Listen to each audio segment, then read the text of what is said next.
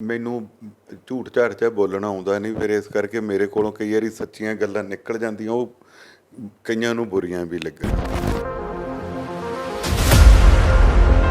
ਪੰਚਾਇਤਾਂ ਇੱਕਦਮ ਉਹਨਾਂ ਨੇ ਭੰਗ ਕਰ ਦਿੱਤੀਆਂ। ਹਾਲਾਂਕਿ ਇਹਨਾਂ ਨੇ ਤਾਂ ਪੰਚਾਇਤਾਂ ਨੂੰ ਕੋਈ ਗ੍ਰਾਂਟ ਦਿੱਤੀ ਨਹੀਂ, ਜਾਂ ਤਾਂ ਰੂਰਲ ਡਿਵੈਲਪਮੈਂਟ ਫੰਡ ਦੇ ਪੈਸੇ ਸੀ, ਜਾਂ ਜੇ ਮੈਂ ਮੋਗੇ ਦੀ ਗੱਲ ਕਰਾਂ ਤਾਂ ਮੇਰੇ ਸਰਪੰਚਾਂ ਕੋਲ ਪਿਛਲੀ ਮੇਰੀਆਂ ਹੀ ਦਿੱਤੀਆਂ ਗ੍ਰਾਂਟਾਂ ਦੇ 50-50 ਲੱਖ ਤੱਕ ਵੀ ਪੈਸੇ ਪਏ ਸੀਗੇ। ਭਾਜਪਾ ਦਾ ਚਿਹਰਾ ਜਿਸ ਤਰੀਕੇ ਨਾਲ ਪੇਸ਼ ਕੀਤਾ ਜਾਂਦਾ ਰਿਹਾ ਸ਼੍ਰੋਮਣੀ ਅਕਾਲੀ ਦਲ ਵੱਲੋਂ ਕਿ ਇੱਕ ਹਿੰਦੂ ਪਾਰਟੀ ਆ, ਅੱਜ ਬਹੁਤ ਸਾਰੇ ਉਹ ਚਿਹਰੇ ਜਿਹੜੇ ਸਿੱਖ ਫੈਮਲੀਆਂ 'ਚੋਂ ਆ ਉਹ ਸਾਰੇ ਭਾਜਪਾ ਦੇ ਨਾਲ ਆ ਗਏ। ਉਹਦੇ ਕਰਕੇ ਭਾਜਪਾ ਦਾ ਇੱਕ ਜਿਹੜੀ ਦਿੱਖ ਸੀਗੀ ਉਹ ਲੋਕਾਂ ਦੇ ਜ਼ਿਹਨ ਦੇ ਵਿੱਚੋਂ ਬਦਲੀ ਵੀ ਹੈ। ਸਿੱਧੂ ਮੂਸੇਵਾਲੇ ਦਾ ਜਿਹੜਾ ਕਤਲ ਹੋਇਆ, ਉਸ ਤੋਂ ਬਾਅਦ ਉਹਨਾਂ ਦੇ ਪਿਤਾ ਜੀ ਨੇ ਇਹ ਸ਼ਬਦ ਕਹਿ ਦੇਣੇ ਕਿ ਅੱਜ ਜੇ ਪੰਜਾਬ 'ਚ ਜੋਗੀ ਵਰਗਾ ਮੁੱਖ ਮੰਤਰੀ ਹੁੰਦਾ ਤਾਂ ਸ਼ਾਇਦ ਮੇਰਾ ਪੁੱਤ ਮਰਦਾ ਨਾ। ਕਾਂਗਰਸ ਮੈਂ ਨਹੀਂ ਛੱਡੀ, ਮੈਨੂੰ ਕਾਂਗਰਸ ਨੇ ਛੱਡਿਆ, ਮੇਰੀ ਫਿਤਰਤ 'ਚ ਨਹੀਂ।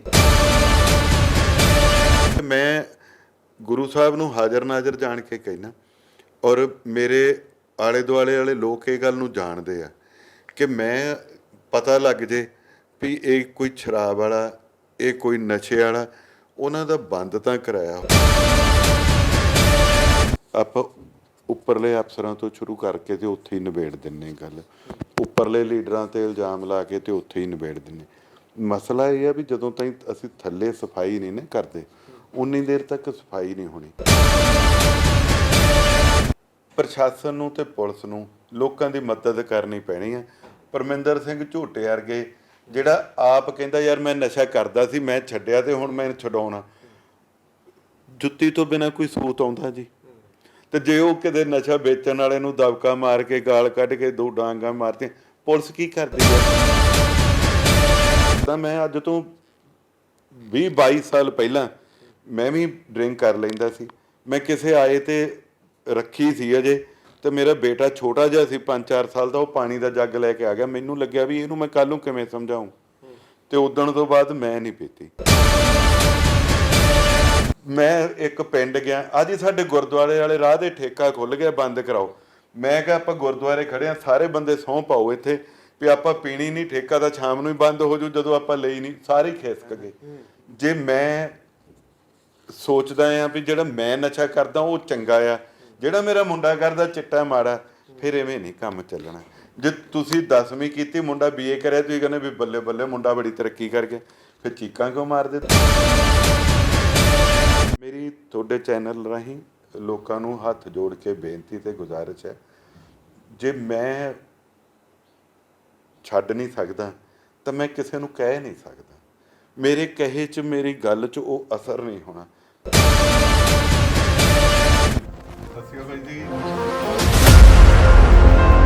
ਜਗ ਸਾਹਿਬ ਦੇਖ ਰਹੇ ਸਾਰੇ ਦੋਸਤੋ ਮਿੱਤਰੋ, ਵਾਹਿਗੁਰੂ ਜੀ ਕਾ ਖਾਲਸਾ, ਵਾਹਿਗੁਰੂ ਜੀ ਕੀ ਫਤਿਹ। ਦੋਸਤੋ 2024 ਬਹੁਤ ਨੇੜੇ ਹੈ, ਤੇ ਉਸ ਤੋਂ ਪਹਿਲਾਂ ਪੰਜਾਬ ਸਰਕਾਰ ਵੱਲੋਂ ਪੰਚਾਇਤ ਇਲੈਕਸ਼ਨਾਂ ਦਾ ਵੀ ਐਲਾਨ ਕਰ ਦਿੱਤਾ ਹੈ। ਦਸੰਬਰ ਦੇ ਨਵੰਬਰ ਦੇ ਵਿੱਚ ਕਿਸੇ ਵੀ ਮਹੀਨੇ ਜਿਹੜੀਆਂ ਪੰਚਾਇਤ ਇਲੈਕਸ਼ਨਾਂ ਹੋ ਸਕਦੀਆਂ। ਅੱਜ ਅਸੀਂ ਮੋਗਾ ਹਲਕੇ ਦੇ ਸਾਬਕਾ ਵਿਧਾਇਕ ਡਾਕਟਰ ਹਰਜੋਤ ਕਮਲ ਜੀ ਹੁਣਾਂ ਨਾਲ ਗੱਲਬਾਤ ਕਰਨ ਲਈ ਆਏ ਹਾਂ, ਕਿਉਂਕਿ ਇਹ BJP ਦੇ ਸੀਨੀਅਰ ਲੀਡਰ ਹੈਗੇ ਆ, ਤੇ BJP ਇਸ ਟਾਈਮ ਪੰਜਾਬ ਦੇ ਵਿੱਚ ਵੱਖਰੇ ਤੌਰ 'ਤੇ ਉੱਭਰ ਕੇ ਸਾਹਮਣੇ ਆ ਰਹੀ ਹੈ। ਡਾਕਟਰ ਸਾਹਿਬ ਨੂੰ ਪੁੱਛਾਂਗੇ ਜਿਹੜੀਆਂ ਆਉਣ ਵਾਲੀਆਂ ਚੋਣਾਂ ਨੂੰ ਲੈ ਕੇ ਇਹਨਾਂ ਦੀ ਪਾਰਟੀ ਦੀਆਂ ਕੀ ਤਿਆਰੀਆਂ ਹੈਗੀਆਂ ਤੇ ਕਿਸ ਤਰ੍ਹਾਂ ਦੇ ਏਜੰਡੇ ਲੈ ਕੇ ਆਉਣਗੇ। ਡਾਕਟਰ ਸਾਹਿਬ, ਤੁਸੀਂ ਕਾਂਗਰਸ ਤੋਂ ਬਾਅਦ ਦੇ ਵਿੱਚ BJP 'ਚ ਆ ਗਏ, ਹੁਣ ਵੀ ਬਤੌਰ ਸੀਨੀਅਰ ਲੀਡਰ ਮੋਗਾ ਜ਼ਿਲ੍ਹੇ ਦੇ ਵਿੱਚ ਵਿਚਰ ਰਹੇ ਹੋ, ਤੇ ਪੰਜਾਬ ਸਰਕਾਰ ਵੱਲੋਂ 2024 ਤੋਂ ਪਹਿਲਾਂ ਪੰਚਾਇਤਾਂ ਭੰਗ ਕਰਕੇ ਪੰਚਾਇਤੀ ਚੋਣਾਂ ਕਰਾਉਣ ਦਾ ਐਲਾਨ ਕਰ ਦਿੱਤਾ। ਤੁਹਾਡੀ ਪਾਰਟੀ ਦੀਆਂ ਇਸ ਨੂੰ ਲੈ ਕੇ ਸਭ ਤੋਂ ਪਹਿਲਾਂ ਇਹ ਦੱਸੋ ਕੀ ਤਿਆਰੀਆਂ? ਦੇਖੋ, 2 ਚੀਜ਼ਾਂ ਨੇ ਉਹਦੇ ਵਿੱਚ। ਇੱਕ ਤਾਂ ਚਲੋ ਪਾਰਟੀ ਨੇ ਤਿਆਰੀ ਕਰਨੀ ਹੁੰਦੀ ਆ, ਰਾਜਨੀਤਿਕ ਪਾਰਟੀ ਆ, ਰਾਜਨੀਤੀ ਕਰਨੀ ਆ, ਇਲੈਕਸ਼ਨਾਂ ਤਾਂ ਲੜਾਂਗੇ। ਜਿਹੜੀ ਉਸ ਤੋਂ ਪਹਿਲਾਂ ਸਮੇਂ ਦੀ ਗੱਲ ਕੀਤੀ ਤੁਸੀਂ ਵੀ ਨਵੰਬਰ 'ਚ ਇਲੈਕਸ਼ਨਾਂ ਆ ਸਕਦੀਆਂ, ਪੰਚਾਇਤਾਂ ਇੱਕਦਮ ਉਹਨਾਂ ਨੇ ਭੰਗ ਕਰ ਦਿੱਤੀਆਂ। ਹਾਲਾਂਕਿ ਇਹਨਾਂ ਨੇ ਤਾਂ ਪੰਚਾਇਤਾਂ ਨੂੰ ਕੋਈ ਗ੍ਰਾਂਟ ਦਿੱਤੀ ਨਹੀਂ, ਜਾਂ ਤਾਂ ਰੂਰਲ ਡਿਵੈਲਪਮੈਂਟ ਫੰਡ ਦੇ ਪੈਸੇ ਸੀ, ਜਾਂ ਜੇ ਮੈਂ ਮੋਗੇ ਦੀ ਗੱਲ ਕਰਾਂ ਤਾਂ ਮੇਰੇ ਸਰਪੰਚਾਂ ਕੋਲ ਪਿਛਲੀ ਮੇਰੀਆਂ ਹੀ ਦਿੱਤੀਆਂ ਗ੍ਰਾਂਟਾਂ ਦੇ 50-50 ਲੱਖ ਤੱਕ ਵੀ ਪੈਸੇ ਪਏ ਸੀਗੇ। ਉਹਨਾਂ 'ਚੋਂ ਕੰਮ ਚੱਲਦੇ ਪਏ ਸੀ ਔਰ ਉਹ ਕੰਮ ਰੋਕ ਤੇ ਪਹਿਲਾਂ ਤਾਂ ਇਹਨਾਂ ਨੇ ਗ੍ਰਾਂਟਾਂ 'ਤੇ ਜਾਂ ਜਿਹੜੇ ਪੈਸੇ ਪਏ ਸੀ ਉਹਨਾਂ 'ਤੇ ਵੀ ਰੋਕ ਲਾਉਣ ਦੀ ਕੋਸ਼ਿਸ਼ ਕੀਤੀ। ਹੁਣ ਉਹ ਚੱਲਦੇ ਕੰਮਾਂ ਦੇ ਵਿੱਚ ਇੱਕਦਮ ਹੀ ਐਲਾਨ ਕਰ ਦਿੱਤਾ ਤੇ ਪੰਚਾਇਤਾਂ ਸਾਰੀਆਂ ਭੰਗ ਕਰ ਦਿੱਤੀਆਂ। ਪੰਚਾਇਤ ਯੂਨੀਅਨ ਉਹਦੇ ਵਾਸਤੇ ਕੋਰਟ 'ਚ ਵੀ ਗਈ ਹੋਈ ਹੈ। ਉਹ ਫੈਸਲਾ ਜੋ ਮਾਣਯੋਗ ਅਦਾਲਤ ਕਰੂਗੀ ਉਦੋਂ ਹੋਊਗਾ। ਬਟ ਮੈਂ ਸਮਝਦਾ ਕਿ ਇਸ ਵੇਲੇ ਪੰਜਾਬ ਜਦੋਂ ਕਿ ਹੜ੍ਹਾਂ ਦੇ ਨਾਲ ਘਿਰਿਆ ਪਿਆ, ਲੋਕੀ ਤਰਾਹ ਕਰਦੇ ਆ, ਉਹਨਾਂ ਦੇ ਲਾਈ ਫਸਲ ਜਿਹੜੀ ਬੀਜੀ ਸੀ ਉਹ ਰੁੜ ਗਈ। ਦੁਬਾਰਾ ਕਈਆਂ ਨੇ ਬੈੱਡ ਤਿਆਰ ਕੀਤੇ, ਝੋਨਾ ਲਾਇਆ, ਦੁਬਾਰਾ ਪਾਣੀ ਫਿਰ ਭਾਖੜਾ 'ਚੋਂ ਵੀ ਛੱਡਤਾ, ਬਿਆਸ 'ਚੋਂ ਵੀ ਛੱਡਤਾ, ਦੁਬਾਰਾ ਫਿਰ ਉਹ ਪਾਣੀ ਆ ਗਿਆ, ਉਹ ਦੁਬਾਰਾ ਹੜ੍ਹ ਆ ਗਏ। ਸੋ ਇਹਨਾਂ ਹਾਲਾਤਾਂ ਦੇ ਵਿੱਚ ਜਿੱਥੇ ਲੋਕਾਂ ਨੂੰ ਰਾਹਤ ਕਾਰਜਾਂ ਦੀ ਲੋੜ ਸੀ, ਉੱਥੇ ਪਿੰਡਾਂ ਦੇ ਵਿੱਚ ਧੜੇਬੰਦੀਆਂ ਬਣਾਤੀਆਂ। ਅੱਜ ਜਿਹੜੀ ਹੁਣ ਜਦੋਂ ਪੰਚਾਇਤੀ ਚੋਣਾਂ ਦਾ ਐਲਾਨ ਹੋ ਗਿਆ ਤਾਂ ਉਹ ਲੋਕ ਜਿਹੜੇ ਰਲ ਕੇ ਇੱਕ ਦੂਜੇ ਦੀ ਮਦਦ ਕਰ ਰਹੇ ਸੀ, ਉਹ ਹੁਣ ਸਰਪੰਚ ਬਣਨ ਦੇ ਚੱਕਰ 'ਚ ਧੜੇਬੰਦੀਆਂ 'ਚ ਵੰਡੇ ਜਾਣੇ। ਸੋ ਮੈਨੂੰ ਲੱਗਦਾ ਕਿ ਅਜੇ ਅਦਰਵਾਈਜ਼ ਵੀ 6 ਮਹੀਨੇ ਪਏ ਸੀ ਪੰਚਾਇਤਾਂ ਦੇ, ਤਾਂ ਐਡੀ ਕੋਈ ਕਾਹਲ ਕਰਨ ਦੀ ਲੋੜ ਨਹੀਂ ਸੀਗੀ। ਇਹਨੂੰ 6 ਮਹੀਨੇ ਤੋਂ 6 ਮਹੀਨੇ ਐਕਸਟੈਂਡ ਵੀ ਕੀਤੇ ਜਾ ਸਕਦੇ ਸੀ। ਸੋ ਪੰਚਾਇਤੀ ਚੋਣਾਂ ਦਾ ਜਿਹੜਾ ਇੱਕਦਮ ਹੀ ਇਹਨਾਂ ਨੇ ਲਿਆ ਕੇ ਬੋਝ ਸਿੱਟ ਦਿੱਤਾ ਪੰਜਾਬ ਦੇ ਲੋਕਾਂ 'ਤੇ, ਇਹ ਦੋਨੇ ਪਾਸਿਓਂ ਬੜਾ ਖਤਰਨਾਕ ਰੁਝਾਨ ਹੈਗਾ। ਇੱਕ ਤਾਂ ਫਲੱਡਾਂ 'ਚ ਘਿਰਿਆ ਹੋਣ ਕਰਕੇ, ਇੱਕ ਅਜੇ 6 ਮਹੀਨੇ ਚੱਲਦੇ ਕਰਕੇ ਜਿਹੜੇ ਸਰਪੰਚਾਂ ਨੇ ਆਧਾਰ 'ਚ ਸਮਾਨ ਚੱਕ ਕੇ ਲਾਇਆ ਹੁੰਦਾ, ਉਹ ਜਦੋਂ ਤੁਸੀਂ ਫੰਡ ਰੋਕ ਦਿੱਤੇ, ਪੰਚਾਇਤਾਂ ਭੰਗ ਕਰਤੀਆਂ, ਅਤੇ ਉਹ ਪੈਸੇ ਕਿੱਥੋਂ ਦੇਣਗੇ? ਉਹ ਸੀਮਟ ਵਾਲੇ, ਉਹ ਇੱਟਾਂ ਵਾਲੇ, ਉਹ ਸਾਰੇ ਮਗਰ ਫਿਰਨਗੇ। ਸੋ ਇਹ ਦੋਨੇ ਚੀਜ਼ਾਂ ਤੋਂ ਮੈਨੂੰ ਲੱਗਦਾ ਵੀ ਉਹ ਦੂਜਾ ਤੁਸੀਂ ਮੈਨੂੰ ਪੁੱਛਿਆ ਸੀਗਾ ਵੀ ਤੁਹਾਡੀ ਕੀ ਤਿਆਰੀ ਹੈ। ਮੈਂ ਬਤੌਰ ਭਾਜਪਾ ਪੰਜਾਬ ਦਾ ਸੈਕਟਰੀ ਹੋਣ ਦੇ ਨਾਤੇ ਇਹ ਗੱਲ ਜ਼ਿੰਮੇਵਾਰੀ ਨਾਲ ਕਹਿ ਸਕਦਾ ਕਿ ਭਾਜਪਾ ਜਿੱਥੇ ਆਪਣੇ ਤੌਰ ਦੇ ਉੱਤੇ ਲੱਗੀ ਹੋਈ ਹੈ ਆਪਣੇ ਭਾਜਪਾ ਪਾਰਟੀ ਨੂੰ ਕਾਮਯਾਬ ਕਰਨ ਵਾਸਤੇ, ਬੇਸ਼ੱਕ ਸੈਂਟਰ ਦੇ ਵਿੱਚ ਸਾਨੂੰ ਵੀ ਔਰ ਹਿੰਦੁਸਤਾਨ ਦੇ ਲੋਕਾਂ ਨੂੰ ਇਹ ਆਸ ਤੇ ਉਮੀਦ ਤੇ ਮੇਰੀ ਤਾਂ ਅਰਦਾਸ ਵੀ ਹੈ ਕਿ ਮੁੜ 24 'ਚ ਭਾਜਪਾ ਹੀ ਆਊਗੀ। ਸੋ ਮਜ਼ਬੂਤ ਸੈਂਟਰ ਦੀ ਸਰਕਾਰ ਆ, ਉਹਦੇ ਚੱਲਦਿਆਂ ਪੰਜਾਬ ਦੇ ਵਿੱਚ ਇਸ ਵਾਰੀ ਉਹਨਾਂ ਨੇ ਧਿਆਨ ਦੇਣਾ ਸ਼ੁਰੂ ਕੀਤਾ। ਲੰਬਾ ਸਮਾਂ ਪੰਜਾਬ ਦੇ ਵਿੱਚ ਸ਼੍ਰੋਮਣੀ ਅਕਾਲੀ ਦਲ ਦੇ ਨਾਲ ਸਾਂਝ ਰਹੀ ਹੈ, ਉਹਦੇ ਕਰਕੇ ਥੋੜ੍ਹੀ ਪ੍ਰੋਬਲਮ ਇਹ ਜ਼ਰੂਰ ਰਹੀ ਹੈ ਕਿ ਪਿੰਡਾਂ ਦੇ ਵਿੱਚ ਬੀਜੇਪੀ ਦਾ ਸਿੱਧਾ ਇਨਫਲੂਐਂਸ ਆਉਣ ਜਾਣ ਆਧਾਰ ਉੱਥੇ ਨਹੀਂ ਰਿਹਾ, ਕਿਉਂਕਿ ਸ਼੍ਰੋਮਣੀ ਅਕਾਲੀ ਦਲ ਪੇਂਡੂ ਸੀਟਾਂ 'ਤੇ ਲੜਦਾ ਰਿਹਾ ਔਰ ਆਮ ਤੌਰ 'ਤੇ ਭਾਜਪਾ ਕੋਲ ਸ਼ਹਿਰੀ ਖੇਤਰ ਰਹੇ। ਪਰ 22 ਵਾਲੀ ਜਿਹੜੀ ਇਲੈਕਸ਼ਨ ਅਸੀਂ ਲੜੀ ਆ, ਉਹਦੇ ਵਿੱਚ ਮੈਂ ਦੇਖਿਆ ਕਿ ਬੇਸ਼ੱਕ ਅਜੇ ਭਾਜਪਾ ਦਾ ਉਹਨਾਂ ਆਧਾਰ ਨਹੀਂ ਸੀ, ਪਰ ਮੈਨੂੰ ਇਸ ਗੱਲ ਦੀ ਖੁਸ਼ੀ ਵੀ ਹੈ ਔਰ ਮੈਂ ਮਾਣ ਨਾਲ ਕਹਿ ਸਕਦਾ ਕਿ ਹਰ ਪਿੰਡ ਦੇ ਵਿੱਚ ਅਸੀਂ ਬੂਥ ਵੀ ਲਾਇਆ, ਕਿਤੇ ਉਹ ਥੋੜ੍ਹੀਆਂ ਕਿਤੇ ਉਹ ਵੱਧ ਵੋਟਾਂ ਜ਼ਰੂਰ ਪਈਆਂ। ਸੋ ਉਹਦੇ ਤੋਂ ਬਾਅਦ ਲਗਾਤਾਰ ਇਸੇ ਤਰੀਕੇ ਨਾਲ ਚੱਲ ਰਿਹਾ ਭਾਜਪਾ ਦੇ ਵਿੱਚ। ਅੱਜ ਇੱਕ ਜਿਹੜਾ ਭਾਜਪਾ ਦਾ ਚਿਹਰਾ ਜਿਸ ਤਰੀਕੇ ਨਾਲ ਪੇਸ਼ ਕੀਤਾ ਜਾਂਦਾ ਰਿਹਾ ਸ਼੍ਰੋਮਣੀ ਅਕਾਲੀ ਦਲ ਵੱਲੋਂ ਕਿ ਇੱਕ ਹਿੰਦੂ ਪਾਰਟੀ ਆ, ਅੱਜ ਬਹੁਤ ਸਾਰੇ ਉਹ ਚਿਹਰੇ ਜਿਹੜੇ ਸਿੱਖ ਫੈਮਲੀਆਂ 'ਚੋਂ ਆ ਉਹ ਸਾਰੇ ਭਾਜਪਾ ਦੇ ਨਾਲ ਆ ਗਏ। ਉਹਦੇ ਕਰਕੇ ਭਾਜਪਾ ਦਾ ਇੱਕ ਜਿਹੜੀ ਦਿੱਖ ਸੀਗੀ ਉਹ ਲੋਕਾਂ ਦੇ ਜ਼ਿਹਨ ਦੇ ਵਿੱਚੋਂ ਬਦਲੀ ਵੀ ਹੈ ਔਰ ਲੋਕੀ ਉਹ ਜਿਹੜਾ ਇੱਕ ਲੱਗਿਆ ਹੋਇਆ ਸੀ ਉਹਨਾਂ ਦੇ ਉੱਤੇ ਸਟਿਗਮਾ, ਉਹਦੇ ਤੋਂ ਬਾਹਰ ਵੀ ਨਿਕਲ ਰਹੇ। ਔਰ ਦੂਜਾ ਜਿਹੜੀ ਭਾਜਪਾ ਨੇ ਪੰਜਾਬ ਦੇ ਵਿੱਚ ਜੋ ਕੁਛ ਸਿੱਖਾਂ ਵਾਸਤੇ ਕੀਤਾ, ਕਿਉਂਕਿ ਮੈਂ ਸਿੱਖ ਸ਼ਬਦ ਤਾਂ ਵਰਤਿਆ, ਪੇਂਡੂ ਪਿਛੋਕੜ ਦੇ ਵਿੱਚ ਜ਼ਿਆਦਾ ਪੰਜਾਬੀ ਸਿੱਖ ਵੋਟ ਉੱਥੇ ਬੈਠੀ ਆ, ਤਾਂ ਚਾਹੇ ਉਹ ਕੋਰੀਡੋਰ ਖੋਲ੍ਹਣਾ, ਚਾਹੇ ਸ਼੍ਰੀ ਗੁਰੂ ਨਾਨਕ ਦੇਵ ਜੀ ਦੇ ਜਨਮ ਸ਼ਤਾਬਦੀਆਂ ਮਨਾਉਣਾ, ਚਾਹੇ ਗੁਰੂ ਤੇਗ ਬਹਾਦਰ ਜੀ ਦੀ ਸ਼ਹੀਦੀ ਦਿਵਸ ਨੂੰ ਉੱਥੇ ਲਾਲ ਕਿਲ੍ਹੇ ਦੇ ਉੱਤੇ ਮਨਾਉਣਾ, ਚਾਹੇ ਛੋਟੇ ਸਾਹਿਬਜ਼ਾਦਿਆਂ ਦਾ ਜਿਹੜਾ ਉਹਨਾਂ ਦੇ ਸ਼ਹੀਦੀ ਦਿਹਾੜੇ ਦਾ ਨਾਂ ਵੀਰ ਬਾਲ ਦਿਵਸ ਰੱਖਣਾ, ਹੋਰ ਇੱਦਾਂ ਦੀਆਂ ਕਿੰਨੀਆਂ ਚੀਜ਼ਾਂ ਨੇ ਜਿਹੜੀਆਂ ਇਸ ਵੇਲੇ ਬੀਜੇਪੀ ਨੇ ਕੀਤੀਆਂ ਔਰ ਕਰ ਰਹੀਆਂ।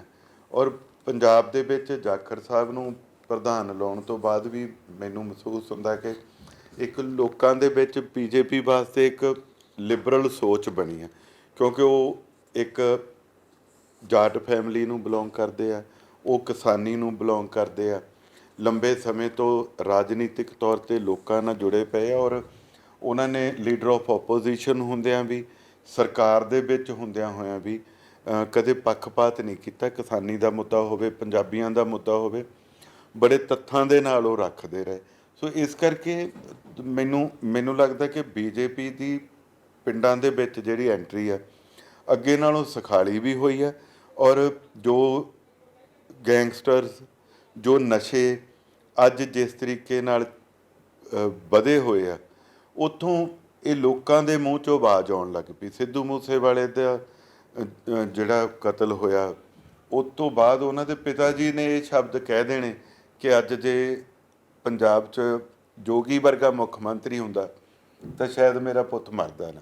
ਸੋ ਇਹ ਲੋਕਾਂ ਦੇ ਵਿੱਚ ਇੱਕ ਅੰਦਰੋਂ ਭਾਵਨਾ ਬੀਜੇਪੀ ਤੋਂ ਸੁਰੱਖਿਆ ਦੀ ਮਹਿਸੂਸ ਹੁੰਦੀ ਹੈ, ਤੇ ਲੋਕ ਅੱਜ ਪਿੰਡਾਂ ਦੇ ਵਿੱਚੋਂ ਵੀ ਅਸੀਂ ਜਾਂਦੇ ਹਾਂ, ਮਿਲਦੇ ਆ ਲੋਕ, ਔਰ ਬੜੇ ਪਿਆਰ ਤੇ ਸਤਿਕਾਰ ਨਾਲ ਉਹ ਨਜ਼ਰੀਆ ਬੀਜੇਪੀ ਪ੍ਰਤੀ ਬਦਲਿਆ ਪਿਆ, ਔਰ ਲੋਕ ਅੱਜ ਕਹਿਣ ਲੱਗ ਪਿਆ ਕਿ ਹੁਣ ਇਹਨਾਂ ਦਾ ਬਦਲਾਅ ਦੀ ਗੱਲ ਕਰਦੇ ਸੀ, ਇਹ ਵੀ ਦੇਖ ਲੈ। ਡਾਕਟਰ ਸਾਹਿਬ, ਇਹ ਆਪਾਂ ਬਾਅਦ ਚ ਆਉਣੇ ਆ ਬਦਲਾਅ ਵਾਲੇ ਤੇ।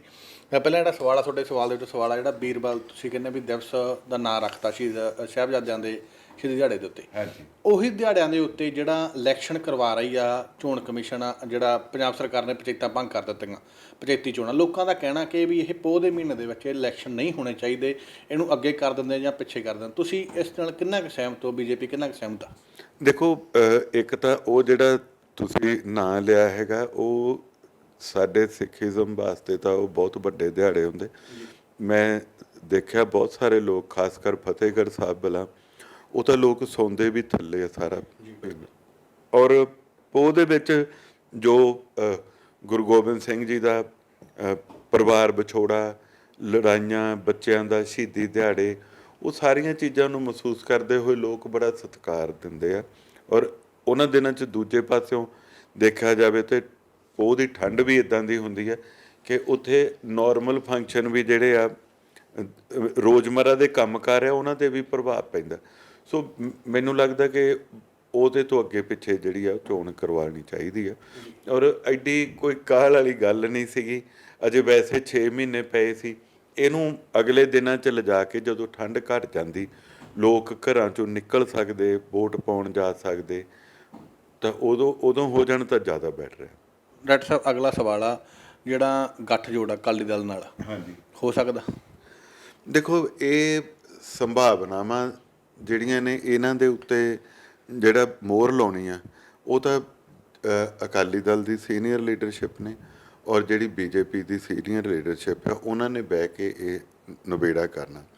ਮੈਂ ਜਦੋਂ ਬੀਜੇਪੀ ਜੁਆਇਨ ਕੀਤੀ ਤੇ ਮੈਨੂੰ ਬੁਲਾਇਆ ਸੀਗਾ ਜਿਹੜੇ ਮਾਨਯੋਗ ਨੱਡਾ ਸਾਹਿਬ ਨੇ, ਪ੍ਰਧਾਨ ਨੇ ਆਲ ਇੰਡੀਆ ਬੀਜੇਪੀ ਦੇ, ਤਾਂ ਉਹ ਗੱਲ ਕਰਦਿਆਂ ਤੇ ਮੈਂ ਉਹਨਾਂ ਨੂੰ ਇਹ ਗੱਲ ਕਹੀ, ਮੈਂ ਕਿਹਾ ਜੀ ਕਾਂਗਰਸ ਮੈਂ ਨਹੀਂ ਛੱਡੀ, ਮੈਨੂੰ ਕਾਂਗਰਸ ਨੇ ਛੱਡਿਆ, ਮੇਰੀ ਫਿਤਰਤ 'ਚ ਨਹੀਂ। ਮੈਨੂੰ ਜਦੋਂ ਉਹਨਾਂ ਨੇ ਕਿਹਾ ਨਾ ਵੀ ਹੁਣ ਇੱਥੇ ਮਿਹਨਤ ਕਰਿਓ ਦੱਬ ਕੇ, ਬੀਜੇਪੀ ਦੇ ਵਿੱਚ ਉਹਨਾਂ ਨੇ ਮੈਨੂੰ ਕਿਹਾ ਇਮਾਨਦਾਰੀ ਨਾਲ ਮਿਹਨਤ ਕਰਨ ਵਾਲੇ ਬੰਦੇ ਦਾ ਮੁੱਲ ਪੈਂਦਾ, ਔਰ ਉਹਨੇ ਕਿਹਾ ਮੈਂ ਵੀ ਨੌਨ ਪੋਲੀਟੀਕਲ ਫੈਮਿਲੀ 'ਚੋਂ ਸਿਰਫ ਇਮਾਨਦਾਰੀ ਨਾਲ ਮਿਹਨਤ ਕਰਕੇ ਅੱਜ ਆਲ ਇੰਡੀਆ ਬੀਜੇਪੀ ਦੇ ਪ੍ਰਧਾਨ ਬਣ ਗਿਆ। ਤਾਂ ਮੇਰਾ ਉਹਨਾਂ ਨੂੰ ਕਹਿਣਾ ਸੀਗਾ ਕਿ ਮੈਂ ਤਾਂ ਨਹੀਂ ਛੱਡੀ ਸੀ, ਉਹਨਾਂ ਨੇ ਛੱਡਿਆ, ਤੇ ਹੁਣ ਜਦੋਂ ਤੱਕ ਬੀਜੇਪੀ ਨਹੀਂ ਛੱਡਦੀ ਮੈਂ ਨਹੀਂ ਛੱਡਦਾ। ਤਾਂ ਉਹ ਮੈਨੂੰ ਕਹਿਣ ਲੱਗੇ ਕਿ ਬੀਜੇਪੀ ਨੂੰ ਤਾਂ ਪਿਛਲੀਆਂ ਚੋਣਾਂ ਦੇ ਵਿੱਚ ਹੀ ਪਤਾ ਸੀ ਅਕਾਲੀ ਦਲ ਦਾ ਜੋ ਗ੍ਰਾਫ ਸੀ, ਜੋ ਹਾਲਾਤ ਸੀ, ਪਰ ਬੀਜੇਪੀ ਨਹੀਂ ਉਹਨਾਂ ਨੂੰ ਨਹੀਂ ਛੱਡਿਆ। ਅਖੀਰ 'ਚ ਕਿਸੇ ਮੁੱਦੇ 'ਤੇ ਆ ਕੇ ਉਹੀ ਬੀਜੇਪੀ ਨੂੰ ਛੱਡ ਕੇ ਗਏ।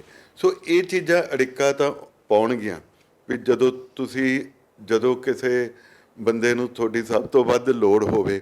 ਸ਼੍ਰੋਮਣੀ ਅਕਾਲੀ ਦਲ ਪੇਂਡੂ ਪਿਛੋਕੜ ਨੂੰ, ਕਿਸਾਨੀ ਨੂੰ ਰਿਪਰੈਜ਼ੈਂਟ ਕਰਦਾ ਸੀ, ਔਰ ਜਦੋਂ ਬੀਜੇਪੀ ਦੇ ਨਾਲ ਉਹਨਾਂ ਦਾ ਅਲਾਇੰਸ ਸੀ, ਸਾਂਝ ਸੀ, ਮੇਰਾ ਖਿਆਲ ਉਹਨਾਂ ਦੀ ਜ਼ਿੰਮੇਵਾਰੀ ਜ਼ਿਆਦਾ ਬਣਦੀ ਸੀ। ਉੱਥੇ ਤੱਕ ਪਹੁੰਚ ਤਾਂ ਉਹਨਾਂ ਦੀ ਹੋਈ ਸੀਗੀ, ਪ੍ਰਧਾਨ ਮੰਤਰੀ ਜੀ ਤੱਕ, ਔਰ ਹਾਈ ਜਿਹੜੀ ਕਮਾਂਡ ਹੈਗੀ ਬੀਜੇਪੀ ਦੀ, ਉਹਨਾਂ ਨੂੰ ਚਾਹੀਦਾ ਸੀਗਾ ਕਿ ਜੇ ਕੋਈ ਕਾਨੂੰਨਾਂ ਦਾ ਮਸਲਾ ਸੀ ਤਾਂ ਬੀਬਾ ਜੀ ਉਦੋਂ ਮੰਤਰੀ ਮੰਡਲ 'ਚ ਵੀ ਸੀ, ਅਤੇ ਉਹ ਅੱਜ ਵੀ ਅਤੇ ਉਦੋਂ ਵੀ ਈਜ਼ੀਲੀ ਕਿਸੇ ਵੀ ਸੀਨੀਅਰ ਬੰਦੇ ਨੂੰ, ਬੀਜੇਪੀ ਦੇ ਲੀਡਰ ਨੂੰ ਮਿਲ ਸਕਦੇ ਸੀ। ਉੱਥੇ ਜਾ ਕੇ ਇਹ ਕਿਸਾਨਾਂ ਦੇ ਮੁੱਦੇ ਨੂੰ ਉੱਥੇ ਰੱਖਦੇ ਔਰ ਇਹਨੂੰ ਮਸਲੇ ਨੂੰ ਹੱਲ ਕਰਾਉਂਦੇ, ਨਾ ਕਿ ਉਹ ਕਿਸਾਨਾਂ ਦੇ ਦਬਾਅ ਦੇ ਵਿੱਚ ਆ ਕੇ ਬੀਜੇਪੀ ਨਾਲ ਤੋੜ ਵਿਛੋੜਾ ਕਰ ਲੈਂਦੇ। ਇਹ ਚੀਜ਼ਾਂ ਅੜਿੱਕਾ ਪਾ ਰਹੀਆਂ। ਡਾਕਟਰ ਸਾਹਿਬ ਤੁਹਾਡੀ ਨਿੱਜੀ ਰਾਏ ਕੀ ਹੈ ਵੀ ਅਕਾਲੀ ਦਲ ਨਾਲ ਗੱਠਜੋੜ ਕਰ ਲੈਣਾ ਚਾਹੀਦਾ ਬੀਜੇਪੀ ਨੂੰ? ਨਿੱਜੀ ਰਾਏ ਤੁਹਾਡੀ।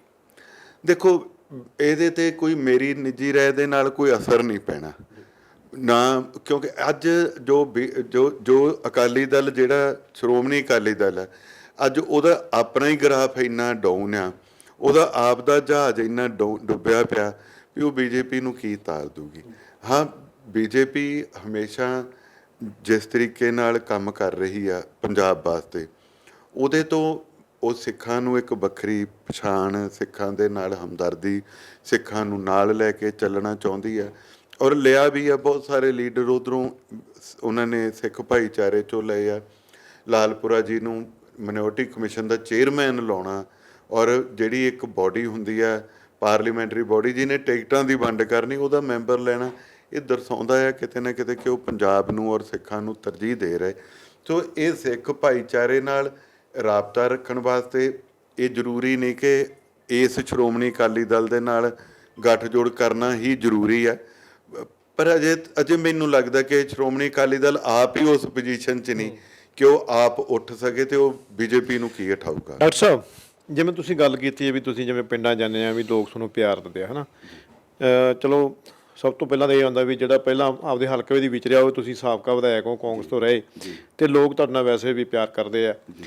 ਪਰ ਜਿਹੜੀ ਰਹੀ ਗੱਲ ਬੀਜੇਪੀ ਦੀ, ਹੈ ਨਾ, ਬੀਜੇਪੀ ਪਾਰਟੀ ਦੀ, ਕਿਉਂਕਿ ਜਦੋਂ ਕਿਸਾਨ ਸੰਘਰਸ਼ ਚੱਲਿਆ ਸੀਗਾ ਉਦੋਂ ਬਾਅਦ ਵਿੱਚ ਬੀਜੇਪੀ ਪੰਜਾਬ 'ਚੋਂ ਬੈਕਫੁੱਟ 'ਤੇ ਚਲੀ ਗਈ। ਸ਼੍ਰੋਮਣੀ ਅਕਾਲੀ ਦਲ ਦੀ ਤੁਸੀਂ ਗੱਲ ਕੀਤੀ, ਉਹਨਾਂ ਨੇ ਉਸ ਟਾਈਮ ਮਤਲਬ ਅਲਾਇੰਸ ਤੋੜ ਦਿੱਤਾ। ਪਰ ਪਿੰਡਾਂ ਦੇ ਵਿੱਚ ਹਜੇ ਵੀ ਕਿਤੇ ਨਾ ਕਿਤੇ ਜਿਹੜੇ ਕਿਸਾਨ ਤਾਂ ਖੁਸ਼ ਨਹੀਂ ਹੋਏਗੇ, ਭਾਵੇਂ ਉਹਨਾਂ ਨੇ 3 ਕਾਨੂੰਨ ਵਾਪਸ ਲੈ ਲਿਆ। ਇਹ ਸਾਰੀ ਮੈਨੇਜ ਕਰਨ ਵਾਸਤੇ ਤੁਹਾਨੂੰ ਕੀ ਲੱਗਦਾ ਵੀ ਪਿੰਡਾਂ ਦੇ ਵਿੱਚੋਂ ਬੀਜੇਪੀ ਸਟੈਂਡ ਕਿੰਨਾ ਕਰ ਸਕਦੀ? ਜਿਹੜਾ ਉਸ ਕਿਸਾਨ ਅੰਦੋਲਨ ਦੇ ਨਾਲ ਨੁਕਸਾਨ ਹੋਇਆ ਨਾ ਜੀ, ਉਹ ਮੈਂ ਦੱਸਿਆ ਤੁਹਾਨੂੰ, ਜਿਵੇਂ ਵੀ ਸ਼੍ਰੋਮਣੀ ਅਕਾਲੀ ਦਲ ਚਾਹੁੰਦਾ ਤਾਂ ਇਹਨੂੰ ਬਚਾਇਆ ਜਾ ਸਕਦਾ ਸੀ, ਪਰ ਜਿਹੜਾ ਹੋ ਗਿਆ ਉਹਦੇ ਤੋਂ ਬਾਅਦ ਉਹਦੀ ਭਰਪਾਈ ਕਰਨ ਵਾਸਤੇ ਬੀਜੇਪੀ ਲਗਾਤਾਰ ਆਪਣੇ ਤੌਰ 'ਤੇ ਜਦੋਜਹਿਦ ਕਰ ਰਹੀ ਹੈ। ਅੱਜ ਮੇਰੇ ਦਫ਼ਤਰ ਦੇ ਵਿੱਚੋਂ ਮੇਰੇ ਖਿਆਲ ਮੇਰੇ MLA ਲੈਣ ਤੋਂ ਬਾਅਦ 250 ਤੋਂ ਉੱਤੇ ਅਸੀਂ ਪੈਨਸ਼ਨਾਂ ਹੀ ਲਵਾ ਦਿੱਤੀਆਂ। ਔਰ ਜਿਹੜੇ ਕਿਸਾਨ ਕਿਸੇ ਨਾ ਕਿਸੇ ਕਾਰਨ ਕਰਕੇ ਕਿਸੇ ਦੀ ਲਿਮਟ ਪੂਰੀ ਹੋ ਗਈ, ਉਹ ਖਾਤਾ ਬੰਦ ਹੋ ਗਿਆ ਤਾਂ ਉਹਦੇ ਪੈਸੇ ਆਉਣੇ ਬੰਦ ਹੋ ਗਏ, ਤਾਂ ਉਹ ਆ ਜਾਂਦੇ ਆ ਜੀ। ਉਹ ਪ੍ਰਧਾਨ ਮੰਤਰੀ ਵਾਲਾ 6000 ਰੁਪਈਆ ਮੋਦੀ ਵਾਲਾ ਸਾਡੇ ਕੋਲੇ ਆਇਆ ਨਹੀਂ। ਹੁਣ ਲੋਕੀ ਇਹ ਗੱਲ ਨੂੰ ਸਮਝਣ ਲੱਗ ਪਏ ਆ ਕਿ ਸਕੀਮਾਂ ਸਾਰੀਆਂ ਸੈਂਟਰ ਦੀਆਂ, ਪੰਜਾਬ ਸਰਕਾਰ ਉਹਨਾਂ ਦੇ ਉੱਤੇ ਆਪਦਾ ਚਿਹਰਾ ਲਾ ਕੇ ਪੇਸ਼ ਕਰ ਰਹੀ ਹੈ। ਸੋ ਮੈਨੂੰ ਲੱਗਦਾ ਕਿ ਜਿੱਥੇ ਮੈਂ ਮੋਗੇ ਦੀ ਗੱਲ ਕਰਾਂ ਤਾਂ ਨਿੱਜੀ ਤੌਰ 'ਤੇ ਲੋਕ ਮੈਨੂੰ ਜਾਣਦੇ ਆ, ਔਰ ਮੈਂ ਇਹ ਗੱਲ ਬੜੇ ਸਤਿਕਾਰ ਨਾਲ ਉਹਨਾਂ ਲੋਕਾਂ ਦੇ ਵਾਸਤੇ ਕਹਿੰਦਾ ਕਿ ਮੈਨੂੰ ਨਿੱਜੀ ਤੌਰ 'ਤੇ ਪਿਆਰ ਵੀ ਕਰਦੇ ਆ। ਅਸੀਂ ਹਮੇਸ਼ਾ ਪਿੰਡਾਂ ਦੇ ਵਿੱਚ ਜਾਂਦੇ ਆਉਂਦੇ ਹਾਂ, ਉਹਨਾਂ ਦੀਆਂ ਖੁਸ਼ੀਆਂ ਗਮੀਆਂ 'ਤੇ ਮੈਂ ਅੱਜ ਵੀ ਉਵੇਂ ਹੀ ਵਿਚਰਦਾ, ਮੈਨੂੰ ਬੁਲਾਉਂਦੇ ਵੀ ਆ। ਸੋ ਇਹ ਠੀਕ ਹੈ। ਜਦੋਂ ਮੈਂ ਜੁਆਇਨ ਕੀਤਾ ਬਹੁਤ ਸਾਰੇ ਲੋਕਾਂ ਨੇ, ਈਵਨ ਮੇਰੇ ਪਰਿਵਾਰ ਦੇ ਬਹੁਤ ਮੈਂਬਰਾਂ ਨੇ ਵੀ, ਨਹੀਂ ਭਾਜੀ ਬੀਜੇਪੀ ਨਹੀਂ ਜੁਆਇਨ ਕਰਨੀ ਸੀ। ਔਰ ਅੱਜ ਉਹੀ ਲੋਕ ਮੈਨੂੰ ਕਹਿੰਦੇ ਆ ਕਿ ਡਾਕਟਰ ਸਾਹਿਬ ਸਾਨੂੰ ਤਾਂ ਸਮਝ ਨਹੀਂ ਸੀ, ਤੁਸੀਂ ਫੈਸਲਾ ਵਧੀਆ ਕਰ ਲਿਆ ਜਿਹੜੀ ਬੀਜੇਪੀ ਚੁਣ ਲਈ। ਪਿੰਡਾਂ ਦੇ ਵਿੱਚੋਂ ਇਹ ਗੱਲ ਠੀਕ ਆ ਕਿ ਲੋਕਾਂ ਨੂੰ ਉਦੋਂ ਹਜਮ ਨਹੀਂ ਸੀ ਹੁੰਦੀ, ਪਰ ਅੱਜ ਜਿਹੜੀ ਆਵਾਜ਼ ਆ ਉਹ ਪਿੰਡਾਂ 'ਚ ਲੋਕਾਂ ਦੀ ਬਦਲਣ ਲੱਗ ਪਈ ਆ। ਲੋਕ ਇਹ ਮਹਿਸੂਸ ਕਰਨ ਲੱਗ ਪਏ ਆ ਵੀ ਆਉਂਦਾ ਸਮਾਂ ਜਿਹੜਾ ਪੰਜਾਬ ਦੇ ਵਿੱਚ ਵੀ ਉਹ ਬੀਜੇਪੀ ਦਾ ਹੀ ਆਉਣ ਵਾਲਾ। ਮੈਨੂੰ ਨਿੱਜੀ ਤੌਰ 'ਤੇ ਵੀ ਇਹ ਗੱਲ ਮਹਿਸੂਸ ਹੁੰਦੀ ਆ ਜਦੋਂ ਲੋਕ ਉਨਾ ਹੀ ਪਿਆਰ, ਉਨਾ ਹੀ ਸਤਿਕਾਰ ਦਿੰਦੇ ਆ। ਜਦੋਂ ਮੈਂ ਜੁਆਇਨ ਕੀਤੀ ਸੀ ਉਦੋਂ ਨਹੀਂ ਸੀ ਉਹਨਾਂ ਦਿੰਦੇ। ਹੁਣ ਮੈਨੂੰ ਜਿਹੜੀ ਪੰਚਾਇਤੀ ਚੋਣਾਂ ਆ ਉਹਦੇ ਵਾਸਤੇ ਸਾਡੀ ਜਿੱਦਾਂ ਤਿਆਰੀ ਕਰ ਰਹੇ ਆ, ਜਿਹੜੇ ਸਰਪੰਚ ਸਾਹਿਬਾਨ ਮੇਰੇ ਨਾਲ ਬੀਜੇਪੀ ਦੇ ਵਿੱਚ ਆ ਗਏ ਸੀ, ਉਹ ਚਾਹੇ ਨਿੱਜੀ ਤੌਰ 'ਤੇ ਆ ਗਏ ਹੁਣ, ਚਾਹੇ ਪਾਰਟੀ ਤੌਰ 'ਤੇ ਆ ਗਏ ਹੁਣ, ਉਹਨਾਂ ਨੂੰ ਅਸੀਂ ਤਗੜੇ ਕੀਤਾ ਵੀ ਹੈ, ਕਰ ਵੀ ਰਹੇ ਹਾਂ। ਔਰ ਆ ਜਿਹੜਾ ਮਹੀਨਾ ਆ ਚੱਲ ਰਿਹਾ, ਥੋੜ੍ਹੀ ਜਿਹੀ ਗਰਮੀ, ਥੋੜ੍ਹੀਆਂ ਜਿਹੀਆਂ ਹੜ੍ਹਾਂ ਕਰਕੇ, ਹਾਲਾਂਕਿ ਮੋਗੇ ਜ਼ਿਲ੍ਹੇ ਦੇ ਵਿੱਚ ਤਾਂ ਧਰਮਕੋਟ 'ਚ ਹੀ ਜ਼ਿਆਦਾ ਪ੍ਰਭਾਵ ਪੈਂਦਾ, ਅਤੇ ਅਸੀਂ ਸਤੰਬਰ ਮਹੀਨੇ ਤੋਂ ਹਰ ਪਿੰਡ ਦੇ ਵਿੱਚ ਜਿਹੜੀਆਂ ਸਾਡੀਆਂ ਸੈਂਟਰ ਦੀਆਂ ਸਕੀਮਾਂ ਉਹਨਾਂ ਨੂੰ ਲੈ ਕੇ ਕੈਂਪ ਵੀ ਪਲਾਨ ਕੀਤੇ ਹੋਏ ਆ। ਅਸੀਂ ਲੋਕਾਂ 'ਚ ਜਾਵਾਂਗੇ, ਉਹਨਾਂ ਨੂੰ ਦੱਸਾਂਗੇ ਵੀ, ਦੱਸ ਵੀ ਰਹੇ ਹਾਂ, ਔਰ ਲੋਕਾਂ ਨੂੰ ਪਤਾ ਵੀ ਆ ਵੀ ਪੰਚਾਇਤ ਇਲੈਕਸ਼ਨਾਂ ਬੀਜੇਪੀ ਲੜੂਗੀ। ਹਾਂ, ਪੂਰੀਆਂ ਲੜਾਂਗੇ ਜੀ ਅਸੀਂ। ਜੋ ਵੀ ਪਾਰਟੀ ਦਾ ਆਦੇਸ਼ ਹੋਇਆ ਕਿ ਉਹਦੇ ਚੁਣਾਵ ਚਿੰਨ੍ਹ 'ਤੇ ਲੜਨੀਆਂ, ਜਾਂ ਬਹੁਤੀਆਂ ਪੰਚਾਇਤਾਂ ਵੈਸੇ ਅੱਗੇ ਚਿੰਨ੍ਹ 'ਤੇ ਨਹੀਂ ਲੜੀਆਂ ਜਾਂਦੀਆਂ, ਪਰ ਬੀਜੇਪੀ ਆਪਣੇ ਤੌਰ ਤੇ ਅਸੀਂ ਇਲੈਕਸ਼ਨ ਲੜਾਂਗੇ, ਕਿਉਂਕਿ ਇਹ ਇਕਾਈਆਂ ਜਿਹੜੀਆਂ ਇਹ ਮੁੱਢ ਹੁੰਦੀਆਂ, ਇੱਥੋਂ ਹੀ ਗਾ MLA ਤੇ MP ਬਣਨੇ। ਇਹੀ ਮਹਿਸੂਸ ਕਰਦਿਆਂ ਹੋਇਆਂ ਵੀ ਆਮ ਆਦਮੀ ਪਾਰਟੀ ਨੇ ਫਟਾਫਟ ਭੰਗ ਕਰਤੀਆਂ ਵੀ ਇਹਨਾਂ ਸਰਪੰਚਾਂ ਦੀਆਂ ਗ੍ਰਾਂਟਾਂ ਰੋਕ ਦਿਓ, ਕੰਮ ਰੋਕ ਦਿਓ, ਲੋਕੀ ਚੀਕਾਂ ਮਾਰਨ ਤੇ ਉੱਥੇ ਧੜੇਬੰਦੀ ਜੀ ਬਣ ਜੂਗੀ ਤੇ ਉਹਦੇ ਵਿੱਚੋਂ ਸ਼ਾਇਦ ਸਾਡਾ ਕੋਈ ਦਾ ਲੱਗ ਜੇ। ਇਹ ਸੋਚ ਕੇ ਹੀ ਸਰਕਾਰ ਨੇ ਕੀਤਾ। ਡਾਕਟਰ ਸਾਹਿਬ, ਜਦੋਂ ਆਪਾਂ ਸ਼ੁਰੂਆਤ ਕੀਤੀ ਸੀ ਬਰਾੜ ਸਾਹਿਬ ਨੇ ਤਾਂ ਪਹਿਲਾਂ 24 ਤੋਂ ਕੀਤੀ ਸੀ ਵੀ 24 ਆਉਣ ਵਾਲੀ ਆ, ਆਪਾਂ 24 ਤੇ ਆਈਏ। MP ਦੀ ਕੀ ਤਿਆਰੀ? ਦੇਖੋ, ਮੇਰੇ ਖਿਆਲ ਉਹਦੇ ਤੋਂ ਪਹਿਲਾਂ ਜਿੱਦਾਂ 5 ਕਾਰਪੋਰੇਸ਼ਨਾਂ ਦੀ ਹੋ ਰਹੀ ਹੈ ਇਲੈਕਸ਼ਨ, ਜਲੰਧਰ, ਲੁਧਿਆਣਾ, ਪਟਿਆਲਾ ਵਗੈਰਾ ਵਗੈਰਾ, ਤੇ ਉਸ ਤੋਂ ਬਾਅਦ ਨਾਲ ਕਈ ਨਗਰ ਪੰਚਾਇਤਾਂ ਆ ਗਈਆਂ। ਇਸੇ ਤਰੀਕੇ ਦੇ ਨਾਲ ਪਿੰਡਾਂ ਦੀਆਂ ਪੰਚਾਇਤਾਂ, ਬਲਾਕ ਸੰਮਤੀਆਂ, ਜ਼ਿਲ੍ਹਾ ਪ੍ਰੀਸ਼ਦ ਉਹ ਆ ਗਈਆਂ। ਇਹ ਸਾਰੀਆਂ ਛੋਟੀਆਂ ਇਕਾਈਆਂ ਜਿਹੜੀਆਂ ਇਹ ਰਲ ਕੇ ਹੀ ਫਿਰ MLA ਤੇ ਫਿਰ ਉਸ ਤੋਂ ਬਾਅਦ MP ਬਣਦਾ ਹੈਗਾ। BJP ਆਪਣੇ ਤੌਰ ਤੇ ਮਜ਼ਬੂਤੀ ਦੇ ਨਾਲ ਲੜ ਰਹੀ ਹੈ, ਔਰ ਕੱਲਾ ਅਸੀਂ ਇਸ ਕਰਕੇ ਇਸ ਗੱਲ ਤੇ ਹੀ ਨਹੀਂ ਫੋਕਸ ਕਰ ਰਹੇ ਕਿ ਸੈਂਟਰ ਦੇ ਵਿੱਚ ਤਾਂ ਆ ਹੀ ਜਾਣੀ ਹੈ, ਕਿਉਂਕਿ ਲੋਕਾਂ ਦੀ ਇੱਕ ਆਵਾਜ਼ ਆ ਵੀ ਉੱਪਰਲੀਆਂ ਵੋਟਾਂ ਤਾਂ BJP ਨੂੰ ਹੀ ਪਾਵਾਂਗੇ, ਕਿਉਂਕਿ ਸਰਕਾਰ ਉੱਤੇ BJP ਦੀ ਆਉਣੀ ਹੈ। ਫਿਰ MP ਤੁਹਾਡੇ ਨਾਲ ਉਹੀ ਪਾਰਟੀ ਦਾ ਬਣਿਆ ਹੋਊ, ਤਾਂ ਹੀ 4 ਪੈਸੇ ਲਿਆ ਕੇ ਤੁਹਾਡੇ ਹਲਕਿਆਂ 'ਚ, ਤੁਹਾਡੇ ਪਿੰਡਾਂ 'ਚ, ਕੋਈ ਤੁਹਾਡੇ ਸ਼ਹਿਰਾਂ 'ਚ ਤਾਂ ਹੀ ਲਾ ਸਕੂਗਾ ਜੇ ਸਰਕਾਰ ਵਾਲਾ ਹੋਊਗਾ। ਇਸ ਗੱਲ ਤੋਂ ਇਲਾਵਾ ਵੀ ਮੈਂ ਮਹਿਸੂਸ ਕਰਦਾ ਕਿ ਅੱਜ ਜੋ ਹਾਲਾਤ ਪੰਜਾਬ ਦੇ ਬਣੇ ਆ, ਲੋਕ ਮਹਿਸੂਸ ਕਰਨ ਲੱਗ ਪਏ ਕਿ ਜਿਹੜੀ ਕੋਈ ਸਥਿਰ ਸਰਕਾਰ ਆ, ਜਿੰਨੀ ਦੇਰ ਤੱਕ ਉਹ ਨਹੀਂ ਆਉਂਦੀ, ਜਾਂ ਪੰਜਾਬ ਦੇ ਵਿੱਚ ਵੀ ਉਹ MP ਸਾਹਿਬਾਨ ਨਹੀਂ ਚੁਣੇ ਜਾਂਦੇ, ਜਾਂ ਗਾਉਂ ਜਿਹੜੀ ਸਰਕਾਰ ਆਉਣ ਵਾਲੀ ਆ ਵੀ ਉਹਦੇ ਨਾਲ ਸੈਂਟਰ ਦੀ ਦੇ ਨਾਲ ਤਾਲਮੇਲ ਵਾਲੀ ਨਹੀਂ ਬਣਦੀ, ਤਾਂ ਉਨੀ ਦੇਰ ਤੱਕ ਕੋਈ ਗਰਾਂਟਾਂ ਜਾਂ ਕੋਈ ਆਉਣਾ ਨਹੀਂ। ਜਿਹੜੇ ਕੋਈ ਚਾਹੇ ਇਹਦਾ ਲਾਅ ਐਂਡ ਆਰਡਰ ਦਾ ਮਸਲਾ ਆ, ਚਾਹੇ ਨਸ਼ਿਆਂ ਦਾ ਮਸਲਾ, ਵੀ ਉਨੀ ਦੇਰ ਨਿਬੜਨੇ ਨਹੀਂ। ਸੋ ਅਸੀਂ ਆਪਣੇ ਤੌਰ ਤੇ ਵੀ ਹੁਣ ਜਿੱਦਾਂ ਨਸ਼ਿਆਂ ਨੂੰ ਖਤਮ ਕਰਨ ਵਾਸਤੇ ਇੱਕ ਸੋਸ਼ਲ ਮੁਹਿੰਮ ਚੱਲੀ ਆ, ਮੈਂ ਵੀ ਮਹਿਸੂਸ ਕਰਦਾ ਕਿ ਇਕੱਲਾ ਆਪਾਂ ਦੂਜਿਆਂ ਨੂੰ, ਸਰਕਾਰਾਂ ਨੂੰ ਜਾਂ ਪ੍ਰਸ਼ਾਸਨ ਨੂੰ ਕਹੀ ਚੱਲੀਏ, ਜਿਹੜੇ ਪਤਾ ਨਹੀਂ ਇੱਕ ਬੰਦਾ ਅਜੇ ਫੜਿਆ ਨਹੀਂ ਹੁੰਦਾ ਤੇ ਫੋਨ ਕਰਕੇ ਛਡਾਉਣ ਵੱਲ ਵੀ ਤੁਰ ਪੈਂਦੇ ਆ। ਉਹਦੇ ਨਾਲੋਂ ਜਦੋਂ ਅੱਗ ਤਾਂ ਸਾਡੇ ਘਰ 'ਚ ਲੱਗੀ ਆ, ਸਾਨੂੰ ਆਪ ਬੁਝਾਉਣੀ ਪੈਣੀ। ਇੱਕ ਸੋਸ਼ਲ ਕੌਜ਼ ਹੈਗਾ। ਲੋਕ ਨਿਕਲੇ ਆ, ਮੋਗੇ 'ਚ ਵੀ ਨਸ਼ਾ ਮੁਕਤ ਅਭੀਰ ਜਿਹੜੀ ਚੱਲੀ ਆ, ਮੈਂ ਉਹਨਾਂ ਦੀ ਮੀਟਿੰਗ 'ਚ ਵੀ ਕਮੇਟੀਆਂ ਬਣ ਰਹੀਆਂ। ਮੇਰੀ ਅੱਜ ਵੀ ਸਵੇਰੇ ਗੱਲ ਹੋਈ ਆ, ਧੱਲੇਕਿਆਂ ਤੋਂ ਮੇਰੇ ਕੋਲ ਆਏ ਵੇ ਸੀ, ਮੈਂ ਉਹਨਾਂ ਨਾਲ ਵੀ ਉਹਨਾਂ ਦੀ ਗੱਲ ਕਰਾ ਕੇ ਉਹਨਾਂ ਨੂੰ ਕਿਹਾ ਵੀ ਉੱਥੇ ਮੀਟਿੰਗ ਰੱਖੀਏ, ਉੱਥੇ ਵੀ ਨਸ਼ਾ ਬਹੁਤ ਵਿਕ ਰਿਹਾ। ਕੋਈ ਥਾਂ ਹੀ ਨਹੀਂ ਹੈਗੀ ਜਿੱਥੇ ਨਹੀਂ ਵਿਕ ਰਿਹਾ। ਡਾਕਟਰ ਸਾਹਿਬ, ਜੇ ਆਪਾਂ ਗੱਲ ਕਰੀਏ ਨਸ਼ੇ ਦੀ ਗੱਲ ਕਰੀਏ, ਅਕਾਲੀ ਦਲ 10 ਸਾਲ ਸਰਕਾਰ 'ਚ ਰਿਹਾ ਤੇ ਅਕਾਲੀ ਦਲ ਤੇ ਇੱਕ ਵੱਡਾ ਧੱਬਾ ਲੱਗਿਆ ਚਿੱਟੇ ਦਾ ਧੱਬਾ ਲੱਗਿਆ। ਤੁਹਾਡੀ ਸਰਕਾਰ ਰਹੀ, ਕਾਂਗਰਸ ਦੇ ਵਿੱਚ ਤੁਸੀਂ ਰਹੇ, ਬਤੌਰ MLA ਰਹੇ, ਤੇ ਚਿੱਟਾ ਫਿਰ ਉਵੇਂ ਹੀ ਰਿਹਾ ਜਿਉਂਦਾ ਤਿਉਂ। ਜੇ ਚਿੱਟਾ ਵੇਖੇ ਤੇ ਅੱਜ ਚਿੱਟਾ ਫੇਰ ਭਾਰੂ ਪੈ ਗਿਆ ਆਮ ਆਦਮੀ ਪਾਰਟੀ ਦੇ ਉੱਤੇ। ਚਿੱਟੇ ਦਾ ਹੀ ਮੁੱਦਾ ਅੱਜ ਹਾਈਲਾਈਟ ਹੋਇਆ ਵਾ। ਲੋਕੀ ਇਹ ਗੱਲ ਕਹਿ ਰਹੇ ਆ ਵੀ ਸਾਨੂੰ 1000 ਰੁਪਏ ਦੀ ਲੋੜ ਨਹੀਂ, ਸਾਨੂੰ ਨੌਕਰੀਆਂ ਦੀ ਲੋੜ ਨਹੀਂ, ਸਾਡੇ ਜਵਾਕ ਬਚਾ ਲਓ। ਚਿੱਟਾ ਘਰ ਘਰ ਪਹੁੰਚ ਗਿਆ, ਬੁਰਾ ਹਾਲ ਆ। ਤੁਸੀਂ ਤਾਂ ਆਪਾਂ ਸੋਸ਼ਲ ਮੀਡੀਆ ਤੇ ਆਪਾਂ ਵੇਣੇ ਆ।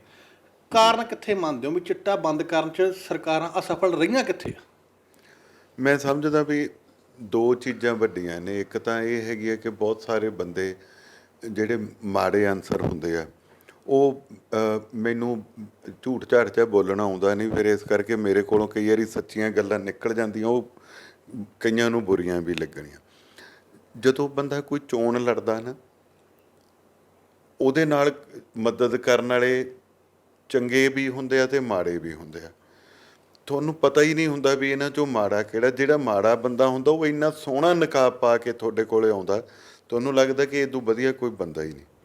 ਸੋ ਉਹ ਲੋਕ ਜਿਹੜੇ ਕੋਈ ਜੂਆ ਖੇਡਣ ਵਾਲੇ ਹੁੰਦੇ ਆ, ਜਿਹੜੇ ਕੋਈ ਨਸ਼ੇ ਵੇਚਣ ਵਾਲੇ ਹੁੰਦੇ ਆ, ਜਿਹੜੇ ਕੋਈ ਮਾੜੇ ਕੰਮ ਕਰਨ ਵਾਲੇ ਹੁੰਦੇ ਆ, ਉਹ ਪਾਰਟੀਆਂ ਨਹੀਂ, ਬੰਦੇ ਨਹੀਂ ਦੇਖਦੇ, ਪਾਰਟੀਆਂ ਨਹੀਂ ਦੇਖਦੀਆਂ, ਉਹਨਾਂ ਨੇ ਸਰਕਾਰ ਨਾਲ ਰਹਿਣਾ ਹੁੰਦਾ। ਉਹ ਜਦੋਂ ਸਰਕਾਰ ਬਦਲਦੀ ਆ, ਉਹ ਨਾਲ ਹੀ ਦੂਜੇ ਦੇ ਮੋਢਿਆਂ 'ਤੇ ਚੜ੍ਹ ਜਾਂਦੇ, ਔਰ ਤੁਹਾਨੂੰ ਪਤਾ ਹੀ ਨਹੀਂ ਲੱਗਦਾ ਵੀ ਇਹ ਬੰਦੇ ਉਹ ਆ ਜਿਹੜੇ ਬੰਦੇ ਮਾੜੇ ਕੰਮ ਕਰਦੇ। ਤੁਹਾਡੇ ਮੂਹਰੇ ਐਂ ਭੱਜੇ ਫਿਰਨਗੇ ਜਿਵੇਂ ਤੁਹਾਡੇ ਸਭ ਤੋਂ ਖੈਰ ਖੁਆ ਤੇ ਸਕੇ ਤੁਹਾਡੇ ਉਹੀ ਆ, ਬਾਕੀ ਜਿਹੜੇ ਤੁਹਾਡੇ ਨਾਲ ਦੇ ਤੁਰੇ ਫਿਰਦੇ ਹੁੰਦੇ ਪਹਿਲੇ, ਉਹਨਾਂ ਨੂੰ ਵੀ ਉਹ ਗੁੱਠੇ ਲਾ ਕੇ ਆਪ ਮੂਹਰੇ ਹੋ ਜਾਂਦੇ।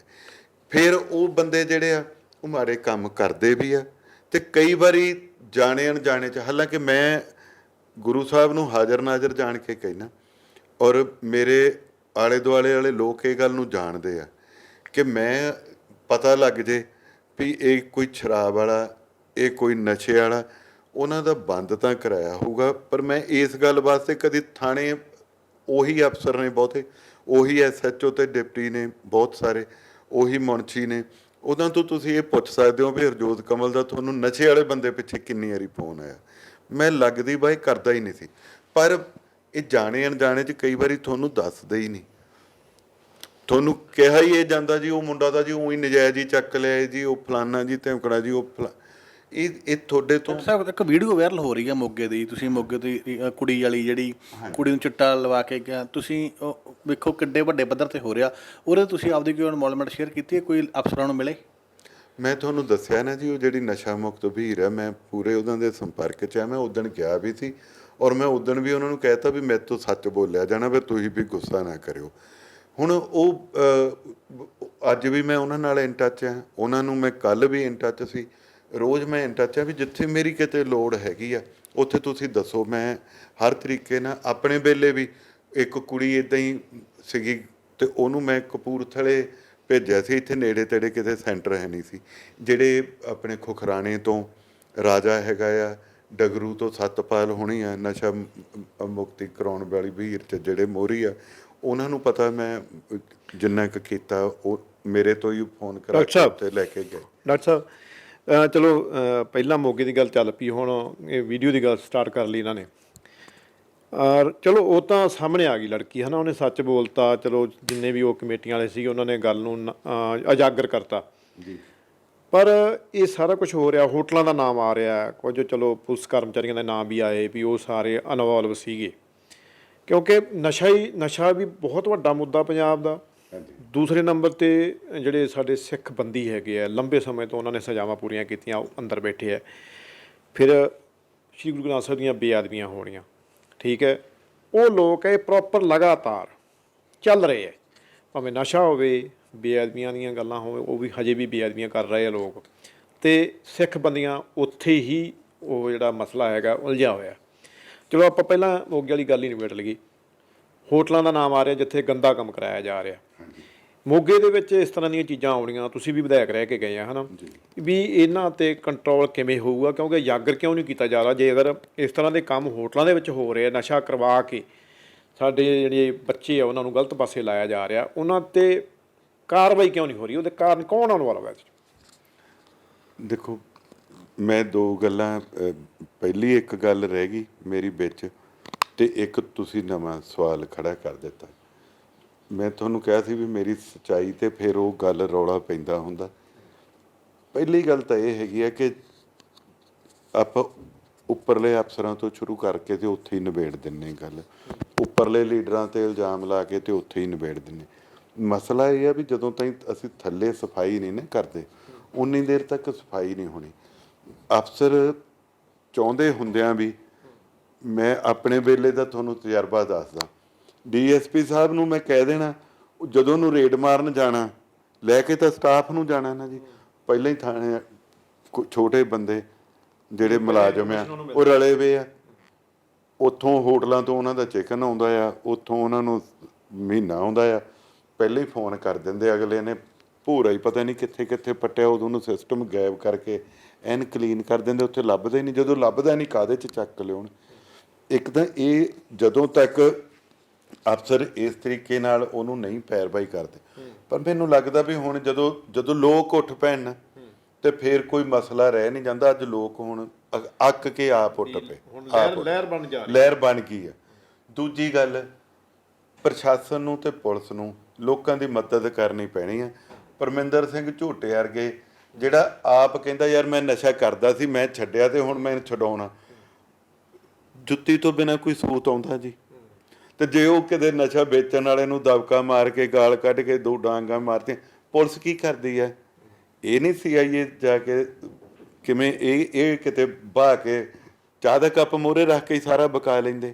ਇਹ ਤਾਂ ਸਿਸਟਮ ਹੈਗਾ ਉਹਦੇ ਵਿੱਚੋਂ। ਜੇ ਉਹ ਬੰਦਾ ਵਿਚਾਰਾ ਇੱਕ ਚੰਗਾ ਕੰਮ ਕਰ ਰਿਹਾ, ਸ਼ਾਬਾਸ਼, ਤਾਂ ਉਹਨੂੰ ਕੀ ਦੇਣੀ? ਉਹਨੂੰ ਚੱਕ ਕੇ ਪਰਚੇ 'ਚ ਅੰਦਰ ਬੰਦ ਕਰਤਾ। ਇਹ ਜਦੋਂ ਤੱਕ ਇਹ ਚੀਜ਼ਾਂ ਬੰਦ ਨਹੀਂ ਨਾ ਹੁੰਦੀਆਂ, ਆਪ ਨੂੰ ਸਹਿਯੋਗ ਲੋਕਾਂ ਦਾ ਕਰਨਾ ਪੈਣਾ, ਪ੍ਰਸ਼ਾਸਨ ਨੂੰ ਤੇ ਪੁਲਿਸ ਨੂੰ, ਤੇ ਪੁਲਿਸ ਤੇ ਲੋਕਾਂ ਨੂੰ ਪੁਲਿਸ ਤੇ ਪ੍ਰਸ਼ਾਸਨ ਤਾਲਮੇਲ ਦੀ ਘਾਟ ਆ।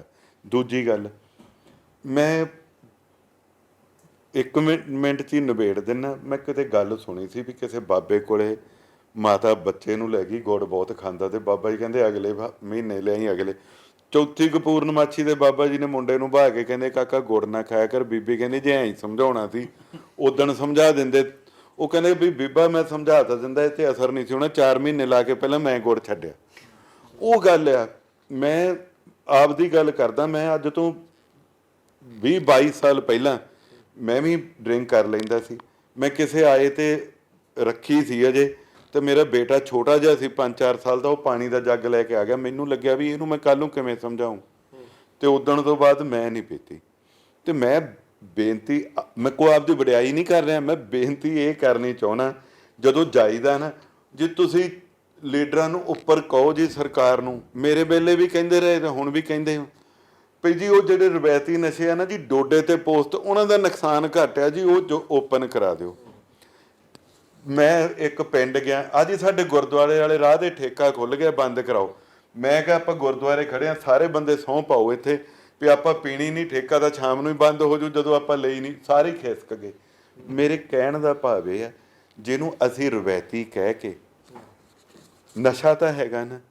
ਜੇ ਮੈਂ ਸੋਚਦਾ ਆ ਵੀ ਜਿਹੜਾ ਮੈਂ ਨਸ਼ਾ ਕਰਦਾ ਉਹ ਚੰਗਾ ਆ, ਜਿਹੜਾ ਮੇਰਾ ਮੁੰਡਾ ਕਰਦਾ ਚਿੱਟਾ ਮਾੜਾ, ਫਿਰ ਐਵੇਂ ਨਹੀਂ ਕੰਮ ਚੱਲਣਾ। ਜੇ ਤੁਸੀਂ 10ਵੀਂ ਕੀਤੀ, ਮੁੰਡਾ BA ਕਰਿਆ, ਤੁਸੀਂ ਕਹਿੰਦੇ ਵੀ ਬੱਲੇ ਬੱਲੇ ਮੁੰਡਾ ਬੜੀ ਤਰੱਕੀ ਕਰ ਗਿਆ, ਫਿਰ ਚੀਕਾਂ ਕਿਉਂ ਮਾਰਦੇ? ਤੁਸੀਂ ਪੋਸਟ ਨਹੀਂ ਛੱਡ ਸਕਦੇ, ਦਾਰੂ ਨਹੀਂ ਛੱਡ ਸਕਦੇ, ਫੀਮ ਨਹੀਂ ਛੱਡ ਸਕਦੇ। ਤੁਹਾਡਾ ਮੁੰਡਾ ਤੋਂ ਤਰੱਕੀ ਕਰਕੇ ਚਿੱਟਾ ਲੈਣ ਲੱਗ ਪਿਆ, ਫਿਰ ਚੀਕਾਂ ਮਾਰਦੇ।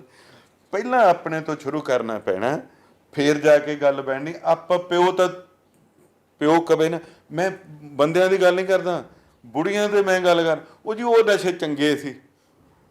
ਇਹ ਸਾਡੇ ਲੋਕਾਂ 'ਚ ਧਾਰਨਾ ਬਣੀ ਪਈ ਆ, ਕਹਿ ਸਕਦੇ। ਇਹ ਧਾਰਨਾ ਜਦੋਂ ਬੱਚਾ ਦੇਖਦਾ ਨਾ ਵੀ ਪਿਓ ਨੇ ਸ਼ਾਮ ਨੂੰ ਦਾਰੂ ਪੀ ਲਈ, ਪਿਓ ਪੋਸਟ ਖਾਈ ਜਾਂਦਾ, ਉਹ ਕਹਿੰਦਾ ਫਿਰ ਨਸ਼ਾ ਤਾਂ ਇਹ ਵੀ ਕਰਦਾ ਹੀ ਹੈ, ਜਿਹੜਾ ਉਹਨੂੰ ਲੱਭਦਾ ਉਹ ਕਰਦਾ। ਮੇਰੀ ਤੁਹਾਡੇ ਚੈਨਲ ਰਾਹੀਂ ਲੋਕਾਂ ਨੂੰ ਹੱਥ ਜੋੜ ਕੇ ਬੇਨਤੀ ਤੇ ਗੁਜ਼ਾਰਿਸ਼ ਹੈ, ਜੇ ਮੈਂ ਛੱਡ ਨਹੀਂ ਸਕਦਾ ਤਾਂ ਮੈਂ ਕਿਸੇ ਨੂੰ ਕਹਿ ਨਹੀਂ ਸਕਦਾ। ਮੇਰੇ ਕਹੇ 'ਚ, ਮੇਰੀ ਗੱਲ 'ਚ ਉਹ ਅਸਰ ਨਹੀਂ ਹੋਣਾ। ਪਹਿਲਾਂ ਮੈਂ ਬੰਦ ਕੀਤੀ, ਅੱਜ ਮੇਰਾ ਮੁੰਡਾ, ਜੇ ਮੈਨੂੰ ਪਤਾ ਵੀ ਲੱਗ ਜੇ, ਮੈਨੂੰ ਪਤਾ ਪੀਂਦਾ ਨਹੀਂ, ਜੇ ਮੈਨੂੰ ਪਤਾ ਲੱਗ ਜੇ ਮੈਂ ਉਹਨੂੰ ਕਹੂੰਗਾ ਤੇ ਉਹਨੂੰ ਅਸਰ ਹੋਊਗਾ ਵੀ ਮੈਂ ਉਹਨੂੰ ਪਤਾ ਇਸ ਗੱਲ ਦਾ ਵੀ ਮੇਰੇ ਪਿਓ ਨੇ 22 ਸਾਲ ਪਹਿਲਾਂ ਇਸ ਕਰਕੇ ਛੱਡਤੀ। ਸੋ ਇੱਥੋਂ ਸ਼ੁਰੂ ਕਰਨਾ ਪੈਣਾ। ਇਹ ਜਿਹੜੀ ਅੱਗ ਪੰਜਾਬ 'ਚ ਲੱਗੀ ਪਈ ਹੈ ਨਾ, ਇਹਨੂੰ ਘਰ ਦੇ ਚੁੱਲ੍ਹੇ ਤੋਂ ਬੁਝਾਉਣੀ ਪੈਣੀ ਆ। ਜਿੱਦਾਂ ਲੋਕ ਅੱਜ ਉੱਠੇ ਆ, ਇੱਕ ਵਹੀਰ ਬਣਾ ਕੇ ਤੁਰੇ ਆ, ਇਹਨੂੰ ਸੋਸ਼ਲ ਇੱਕ ਮੋਬਿਲਾਈਜੇਸ਼ਨ ਕਰ ਰਹੇ ਆ। ਇਹ ਸਮਾਜਿਕ ਕ੍ਰਿਤੀਆਂ ਖਤਮ ਲੋਕਾਂ ਤੋਂ ਹੋਣੀਆਂ, ਕਦੇ ਕਾਨੂੰਨ ਨਾਲ, ਡੰਡੇ ਨਾਲ ਇਹ ਕੰਮ ਨਹੀਂ ਹੋਣਾ। ਡਾਕਟਰ ਸਾਹਿਬ, ਆਮ ਆਦਮੀ ਪਾਰਟੀ ਦੀ ਸਰਕਾਰ ਬਦਲਾਅ ਦੇ ਨਾਂ ਤੇ ਸਰਕਾਰ ਬਣੀ ਹੈਗੀ ਹੈ। ਚਲੋ ਆਪਾਂ ਮੋਗੇ ਹਲਕੇ ਦੀ ਗੱਲ ਕਰ ਲਈਏ, ਤੁਹਾਨੂੰ ਮੋਗੇ ਦੇ ਵਿੱਚ ਕਿੰਨਾ ਕੁ ਬਦਲਾਅ ਦਿਸਦਾ? ਦੇਖੋ, ਉਹ MLA ਸਾਹਿਬ ਸਤਿਕਾਰਯੋਗ ਨੇ, ਮੈਂ ਕੋਈ ਔਰਤ ਨੇ, ਮੇਰਾ ਵੀ ਸਤਿਕਾਰ ਕਰਦੇ ਨੇ, ਮੈਂ ਕੋਈ ਮਾੜਾ ਕਮੈਂਟ ਨਹੀਂ ਉਹਨਾਂ 'ਤੇ ਕਰਨਾ ਚਾਹੁੰਦਾ। ਪਰ ਜੇ ਮੈਂ, ਤੁਸੀਂ ਮੋਗੇ ਦਾ ਨਾਂ ਲੈਤਾ ਤਾਂ ਮੈਂ ਕਿਹਾ, ਅਦਰਵਾਈਜ਼ ਜੇ ਮੋਟੇ ਤੌਰ 'ਤੇ ਦੇਖ ਲਓ ਕਿੱਥੇ ਬਦਲਾਅ ਹੈਗਾ। ਜੇ ਇਹ ਕਹਿੰਦੇ ਸੀ ਜੀ ਉਹ ਫਲਾਨੀਆਂ ਪਾਰਟੀਆਂ ਉਹ ਬੰਦਿਆਂ ਨੂੰ ਭੰਨ ਤੋੜ ਕੇ ਲੈਂਦੀਆਂ, ਮੋਗੇ ਦੀ ਕਾਰਪੋਰੇਸ਼ਨ ਭੰਗ ਕਰਤੀ। ਤੁਸੀਂ ਟਰਮਾ ਹੀ ਨਹੀਂ ਹੈਗਾ, ਤੁਸੀਂ ਅੱਜ ਕਾਹਲੇ ਪਏ ਵੇ ਆ, ਪੰਚਾਇਤਾਂ ਭੰਗ ਕਰਕੇ ਫਟਾਫਟ ਆਪਣੇ ਲੈ ਕੇ ਆਉਣੇ ਆ। ਬਦਲਾਅ ਨਾਲੋਂ ਬਦਲੇਖੋਰੀ ਦੀ ਵੱਧ ਲੱਗ ਰਹੀ ਹੈ। ਜਿਹੜਾ ਤੁਹਾਡਾ ਚਰਿੱਤਰ ਹੈ ਨਾ ਜੀ, ਉਹਦਾ ਜੋ ਤੁਸੀਂ ਪੇਸ਼ ਕੀਤਾ ਸੀਗਾ, ਅੱਜ ਲੋਕਾਂ ਨੂੰ ਉਹ ਨਹੀਂ ਦਿਸ ਰਿਹਾ। ਤੁਸੀਂ ਕਹਿੰਦੇ ਸੀ ਇਹ ਲੀਡਰ ਫੋਰਸ ਲੈ ਕੇ ਤੁਰਦੇ, ਅੱਜ ਤੁਹਾਡੇ ਨਾਲ 1000 ਬੰਦਾ, ਤੁਹਾਡੀ ਮਾਤਾ ਨਾਲ, ਤੁਹਾਡੇ ਭੈਣ ਨਾਲ। ਮੈਂ ਨਹੀਂ ਡਿਨਾਈ ਕਰਦਾ, ਮੈਨੂੰ ਪਤਾ ਇਸ ਗੱਲ ਦਾ ਕਿ ਮੇਰੀ ਮਾਂ ਨਾਲ ਤੇ ਭੈਣ ਨਾਲ ਜੇ ਗਨਮੈਨ ਭਾਵੇਂ 2 ਵੀ ਹੋਣਗੇ ਨਾ, ਮਾੜਾ ਅਨਸਰ ਕੁਛ ਨਹੀਂ ਕਰਦਾ। ਤੇ ਜੇ ਅੱਜ ਉਸ ਕੁੜੀ ਨੂੰ, ਉਸ ਸਾਡੀ ਭੈਣ ਨੂੰ ਕਿਸੇ ਨਛੇੜੀ ਨੇ, ਕਿਸੇ ਮਾੜੇ ਨੇ ਕੋਈ ਗਲਤ ਹਰਕਤ ਕਰਤੀ, ਉਹ ਭਗਵੰਤ ਮਾਨ ਜੀ ਦੀ ਭੈਣ ਨਹੀਂ ਹੋਣੀ, ਮੁੱਖ ਮੰਤਰੀ ਦੀ ਭੈਣ ਨਾ ਹੋਣਾ। ਮੈਂ ਕਹਿੰਦਾ ਵੀ ਇਹ ਮਾੜਾ ਨਹੀਂ ਹੈਗਾ, ਪਰ ਮੈਂ ਕਹਿੰਦਾ ਤੁਸੀਂ ਜਦੋਂ ਲੋਕਾਂ ਦੇ ਕਹਿੰਦੇ ਸੀ ਜੇ ਤੁਸੀਂ ਪਿੰਡਾਂ 'ਚ ਜਾ ਨਹੀਂ ਸਕਦੇ ਤਾਂ ਫਿਰ ਤੁਸੀਂ ਪੋਲਟਰੀ ਫਾਰਮ ਖੋਲ੍ਹੋ। ਕੀ ਗੱਲ ਬਾਬੇ, ਹੁਣ ਤੁਹਾਨੂੰ ਪੋਲਟਰੀ ਫਾਰਮ ਲਈ ਸ਼ੈੱਡ ਨਹੀਂ ਮਿਲਦਾ ਤਾਂ ਅਸੀਂ ਪਵਾ ਦਿੰਦੇ ਹਾਂ। ਉਹੀ ਚੀਜ਼ਾਂ ਪਰਸੋਂ ਕੱਲ ਮੈਂ ਦੇਖਿਆ ਭਗਵੰਤ ਮਾਨ ਜੀ ਫਲੱਡ ਦੇ ਉੱਤੇ ਹੈਲੀਕਾਪਟਰ ਨਾਲ ਦੌਰਾ ਕਰ ਰਹੇ ਆ। ਉਦੋਂ ਕਹਿੰਦੇ ਸੀ ਜੀ ਅਸੀਂ ਥੱਲੇ ਆਉਨੇ ਆ, ਇਹ ਉੱਤੇ ਫਿਰਦੇ। ਹਰ ਬੰਦੇ ਦੇ ਕੋਲੇ ਇੱਕ ਜ਼ਿੰਮੇਵਾਰੀ ਹੁੰਦੀ ਹੈ, ਉਸ ਜ਼ਿੰਮੇਵਾਰੀ ਨੂੰ ਉਸ ਤਰੀਕੇ ਨਾਲ ਨਿਭਾਇਆ ਜਾਵੇ ਤਾਂ ਜ਼ਿਆਦਾ ਬੈਟਰ ਹੁੰਦਾ, ਰੈਦਰ ਦੈਨ ਕਿ ਤੁਸੀਂ ਇਲਜ਼ਾਮ ਤਰਾਸ਼ੀਆਂ ਜਿਹਦੀਆਂ ਮਰਜ਼ੀ ਕਰੀ ਚਲੋ। ਇਹਨਾਂ ਦੇ ਐਂ ਹੋ ਜਾਂਦਾ ਜੀ, ਉਹਨਾਂ ਦੇ ਉਹੀ ਸਾਰਾ ਸਿਸਟਮ। ਅੱਜ ਕਿਹੜਾ MLA ਆ ਜਿਹਨੇ MLA ਹੋਸਟਲ 'ਚ ਕਮਰਾ ਨਹੀਂ, ਜਿਹਨੇ ਫਲੈਟ ਨਹੀਂ ਲਿਆ, ਜਿਹਨੇ ਗੱਡੀ ਨਹੀਂ ਲਈ, ਜਿਹਨੇ ਗਨਮੈਨ ਨਹੀਂ ਲਏ, ਜਿਹੜਾ ਕਰਪਸ਼ਨ ਨਹੀਂ ਕਰ ਰਿਹਾ। ਮੈਂ ਮੋਗੇ ਦੇ ਗਣਾਉਣੇ ਨਹੀਂ, ਜਦੋਂ ਕਿਤੇ ਪੰਗਾ ਪਿਆ ਉਸ ਲੈਵਲ ਤੇ ਸਾਰਿਆਂ ਨੂੰ ਪਤਾ, ਮੇਰੇ ਦੱਸਣ ਤੋਂ ਬਿਨਾਂ ਹੀ ਸਭ ਕੁਝ ਲੋਕਾਂ ਨੂੰ ਪਤਾ ਮੋਗੇ 'ਚ ਕੀ ਹੋ ਰਿਹਾ, ਪੰਜਾਬ 'ਚ ਕੀ ਹੋ ਰਿਹਾ। ਤੁਹਾਡਾ ਤਾਂ ਕੁੱਤਾ ਤੇ ਸਾਡਾ ਕੁੱਤਾ ਟੋਮੀ ਐ ਨਾ ਫਿਰ ਤੁਸੀਂ ਕਰੋ। ਤੁਹਾਡੇ ਮੰਤਰੀ ਫੜੇ ਜਾਣ ਤਾਂ ਉਹਨਾਂ ਨੂੰ ਤੁਸੀਂ ਇਕੱਲਾ ਮੰਤਰੀ ਮੰਡਲ 'ਚੋਂ ਕੱਢ ਲਓ, ਬਾਕੀ ਅਜੇ ਕੇਸ ਚੱਲਦੇ ਆ ਤਾਂ ਤੁਸੀਂ 4-4 6-6 ਮਹੀਨੇ ਜੇਲ੍ਹਾਂ 'ਚ ਦੇ ਦਿਓ। ਦੋ ਡਬਲ ਨਹੀਂ ਚੱਲਣਾ, ਇੱਕ ਚੱਲਣਾ ਚਾਹੀਦਾ। ਔਰ ਮੈਂ ਬਦਲਾਅ ਇੱਕ ਸਭ ਤੋਂ ਵੱਡੀ ਮੈਨੂੰ ਉਦਾਹਰਨ ਲੱਗੀ। ਆਮ ਤੌਰ 'ਤੇ ਅਸੀਂ ਪਿੰਡਾਂ 'ਚ ਸੁਣਦੇ ਸੀ ਵੀ ਆਪਾਂ ਚਾਹੇ ਨਸ਼ਾ ਕਰਦਾ, ਚਾਹੇ ਕੋਈ ਮਾਂ ਪਿਓ ਨਾਲ ਮਾੜਾ, ਵੀ ਉਹ ਪੇਰੈਂਟਸ ਮੁੰਡੇ ਨੂੰ ਬਦਖਲ ਕਰ ਦਿੰਦੇ ਸੀ, ਲੋਕ ਧੀ ਨੂੰ ਜਾਂ ਪੁੱਤ ਨੂੰ ਬਦਖਲ ਕਰ ਦਿੰਦੇ ਸੀ। ਇਹ ਬਦਲਾਅ ਵਾਲੀ ਸਰਕਾਰ 'ਚ ਪਹਿਲੀ ਵਾਰੀ ਐਵੇਂ ਹੋਇਆ ਵੀ ਇੱਕ MLA ਸਾਹਿਬ, ਉਹਨਾਂ ਦੇ ਬਾਪੂ 'ਤੇ ਵੀ ਪਹਿਲਾਂ ਵੀ ਉਹ ਮੋਟਰਸਾਈਕਲ ਚੋਰੀ ਚਾਰੀ ਦੇ ਪਰਚੇ ਸੀਗੇ, ਅਤੇ ਉਹ ਹੁਣ ਕੋਈ ਰਿਸ਼ਵਤ ਦੇ ਕੇਸ 'ਚ ਫੜੇ ਗਏ, ਅਰੈਸਟ ਹੋ ਗਏ। ਅਤੇ MLA ਸਾਹਿਬ ਉਹਦਾ ਕਹਿ ਰਹੇ ਮੈਨੂੰ ਤਾਂ ਪਤਾ ਜੀ ਮੇਰਾ ਬਾਪੂ ਮਾੜਾ, ਮੈਂ ਤਾਂ ਉਹਨੂੰ ਪਹਿਲਾਂ ਦਾ ਬਦਖਲ ਕੀਤਾ ਪਿਆ। ਇਹ ਬਦਲਾਅ ਆ ਵੀ ਅੱਗੇ ਤਾਂ ਪਿਓ ਬਦਖਲ ਕਰਦਾ ਸੀ, ਮਾਂ ਪਿਓ, ਹੁਣ ਬੱਚੇ ਕਹਿੰਦਾ ਮੈਂ ਪਿਓ ਬਦਖਲ ਕੀਤਾ ਪਿਆ। ਆਹ ਬਦਲਾਅ। ਡਾਕਟਰ ਸਾਹਿਬ, 2 ਸਵਾਲ ਹੀ ਰਹਿ ਗਏ, ਮਤਲਬ ਟਾਈਮ ਕਾਫੀ ਲੈ ਲਿਆ ਤੁਹਾਡਾ ਅਸੀਂ। ਇੱਕ ਤਾਂ ਜਿਹੜੀ ਪੰਜਾਬ ਸਰਕਾਰ ਨੇ ਬਦਲਾਅ ਦੀ ਗੱਲ ਅਗਰ ਕਰੀਏ ਤਾਂ ਵਿਜੀਲੈਂਸ ਵੱਲੋਂ ਲਗਾਤਾਰ ਪੰਜਾਬ 'ਚ ਕਾਰਵਾਈਆਂ ਕੀਤੀਆਂ ਜਾ ਰਹੀਆਂ, ਭਾਵੇਂ ਉਹ ਕਾਂਗਰਸ ਸਰਕਾਰ ਦੇ ਸਾਬਕਾ ਮੰਤਰੀ ਹੋਣ ਜਾਂ ਵਿਧਾਇਕ ਹੋਣ। ਅਤੇ ਦੂਜੇ ਪਾਸੇ ਕਾਂਗਰਸ ਅਤੇ ਇੰਡੀਆ ਇੱਕ ਇਹਨਾਂ ਦਾ ਅਲਾਇੰਸ ਹੋਇਆ ਉੱਪਰਲੇ ਲੈਵਲ 'ਤੇ। ਹਜੇ ਤਾਂ ਚਲੋ ਡਿਨਾਈ ਕਰ ਰਹੇ ਆ, ਫਿਰ ਕਾਂਗਰਸ ਵੀ ਕਹਿੰਦੇ ਵੀ ਅਸੀਂ ਇਹਨਾਂ ਨਾਲ ਕੋਈ ਗੱਠਜੋੜ ਨਹੀਂ ਕਰਾਂਗੇ, ਜਾਂ ਬਿਆਨ ਰੋਜ਼ ਤੁਸੀਂ ਵੀ ਪੜ੍ਹਦੇ ਆ, ਅਸੀਂ ਵੀ ਸੁਣਦੇ ਹੈਗੇ ਆ। ਜਿਹੜੀ ਤੁਹਾਡੀ ਪਾਰਟੀ ਦੇ ਵਿੱਚ ਕਾਂਗਰਸ ਛੱਡ ਕੇ ਜਾਂ ਕੋਈ ਹੋਰ ਲੀਡਰ ਪਹੁੰਚ ਰਹੇ ਹੈਗੇ ਆ, ਅਤੇ ਲੋਕ ਇਹੀ ਰੋਪ ਲਾਉਂਦੇ ਆ ਵੀ ਉਹ ਲੀਡਰ ਇਸ ਕਰਕੇ BJP ਜਾ ਰਿਹਾ ਵੀ ਉਹ ਕਰਪਟ ਸੀਗੇ ਬੰਦੇ, ਅਤੇ ED ਦੇ ਡਰ ਦੇ ਮਾਰੇ BJP 'ਚ ਸ਼ਾਮਲ ਹੋ ਗਏ। ਜਿਵੇਂ ਤੁਸੀਂ ਹੁਣ ਗੱਲ ਕੀਤੀ ਵੀ ਸਾਨੂੰ ਲੋਕ ਬੜਾ ਮਾਣ ਸਤਿਕਾਰ ਦਿੰਦੇ ਜਦੋਂ ਅਸੀਂ ਜਾਂਦੇ ਹਾਂ, ਪਰ ਲੋਕ ਚਲੋ BJP ਦੀ ਜਾਂ ਹਮੇਸ਼ਾ ਲੋਕ ਇਹੀ ਕਹਿੰਦੇ ਸੀ ਵੀ ਕੱਟੜ ਪਾਰਟੀ ਹੈਗੀ ਆ, ਇੱਕ ਹਿੰਦੂ ਕਮਿਊਨਿਟੀ ਨਾਲ ਜੁੜੀ ਹੋਈ ਪਾਰਟੀ ਹੈ, ਕਿਉਂਕਿ ਪਹਿਲਾਂ ਪੰਜਾਬ ਦੇ ਵਿੱਚ ਲੀਡਰ ਵੀ ਉਹਨਾਂ ਦੇ ਜ਼ਿਆਦਾਤਰ ਹਿੰਦੂ ਕਮਿਊਨਿਟੀ ਦੇ ਹੁੰਦੇ ਸੀਗੇ। ਅਤੇ ਸਾਰਾ ਜਿਹੜਾ ਵਰਤਾਰਾ ਪੰਜਾਬ 'ਚ ਹੋ ਰਿਹਾ, ਵਿਜੀਲੈਂਸ ਹੋਵੇ, ED ਹੋਵੇ, ਹੈ ਨਾ, ਇਹਨੂੰ ਤੁਸੀਂ ਕਿਵੇਂ ਲੈਂਦੇ ਹੋ? ਦੇਖੋ, ਇਹ ਇੱਕ ਪਰਸੈਪਸ਼ਨ ਬਣ ਜਾਂਦੀ ਹੈ ਵੀ ਜੀ ਉਹ ਸੈਂਟਰ ਦੇ ਨਾਲ ਆ ਤਾਂ ED ਨਹੀਂ ਆਊਗੀ, ਫਲਾਨੀ ਨਹੀਂ ਆਊਗੀ, ਉਹ ਨਹੀਂ ਹੋਊਗਾ। ਬਟ ਜਿਹੜੇ ਮੈਂ ਨਾ ਹੀ ਲਵਾਂ ਤਾਂ ਚੰਗਾ, ਕਾਂਗਰਸ ਦੇ ਵਿੱਚੋਂ ਕੋਈ ਅੰਦਰ ਆ, ਕੋਈ ਜ਼ਮਾਨਤਾਂ 'ਤੇ ਆਏ ਵੇ ਆ, ਉਹ ਕਿਹੜਾ BJP 'ਚ ਆਏ ਸੀਗੇ। ਇਸੇ ਤਰੀਕੇ ਨਾਲ BJP ਵਾਲਿਆਂ ਨੂੰ ਵੀ ਵਿਜੀਲੈਂਸ ਦੀਆਂ ਇਨਕੁਆਇਰੀਆਂ 'ਤੇ ਉਹ ਸਾਰਾ ਖੋਲ੍ਹਿਆ ਪਿਆ।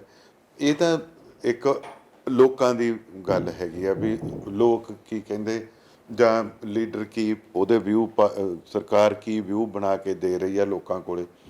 ਪਰ ਮੈਨੂੰ ਨਹੀਂ ਇੱਦਾਂ ਦਾ ਲੱਗਦਾ BJP ਦੇ ਵਿੱਚ ਜਿਹੜੇ ਆਉਣ ਵਾਲੇ ਬੰਦੇ ਆ, ਜਾਖੜ ਸਾਹਿਬ 'ਤੇ ਕੀ ਆਰੋਪ ਆ, ਉਹਨਾਂ ਦੇ ED ਜਾਂ ਵਿਜੀਲੈਂਸ ਕੀ ਉਹਨਾਂ ਤੋਂ ਕੱਢ ਲੂਗੀ। ਹੋਰ ਬੜੇ ਬੰਦੇ ਇਹੋ ਜਿਹੇ ਆਏ ਨੇ ਜਿਹੜੇ ਸਾਫ ਸੁਥਰੇ ਅਕਸ ਵਾਲੇ ਹੈਗੇ ਆ, ਉਹ ਮਾੜੇ ਅਕਸ ਵਾਲੇ ਵੀ ਸਾਰੇ ਪਾਸੇ ਹੀ ਹੋ ਸਕਦੇ ਆ।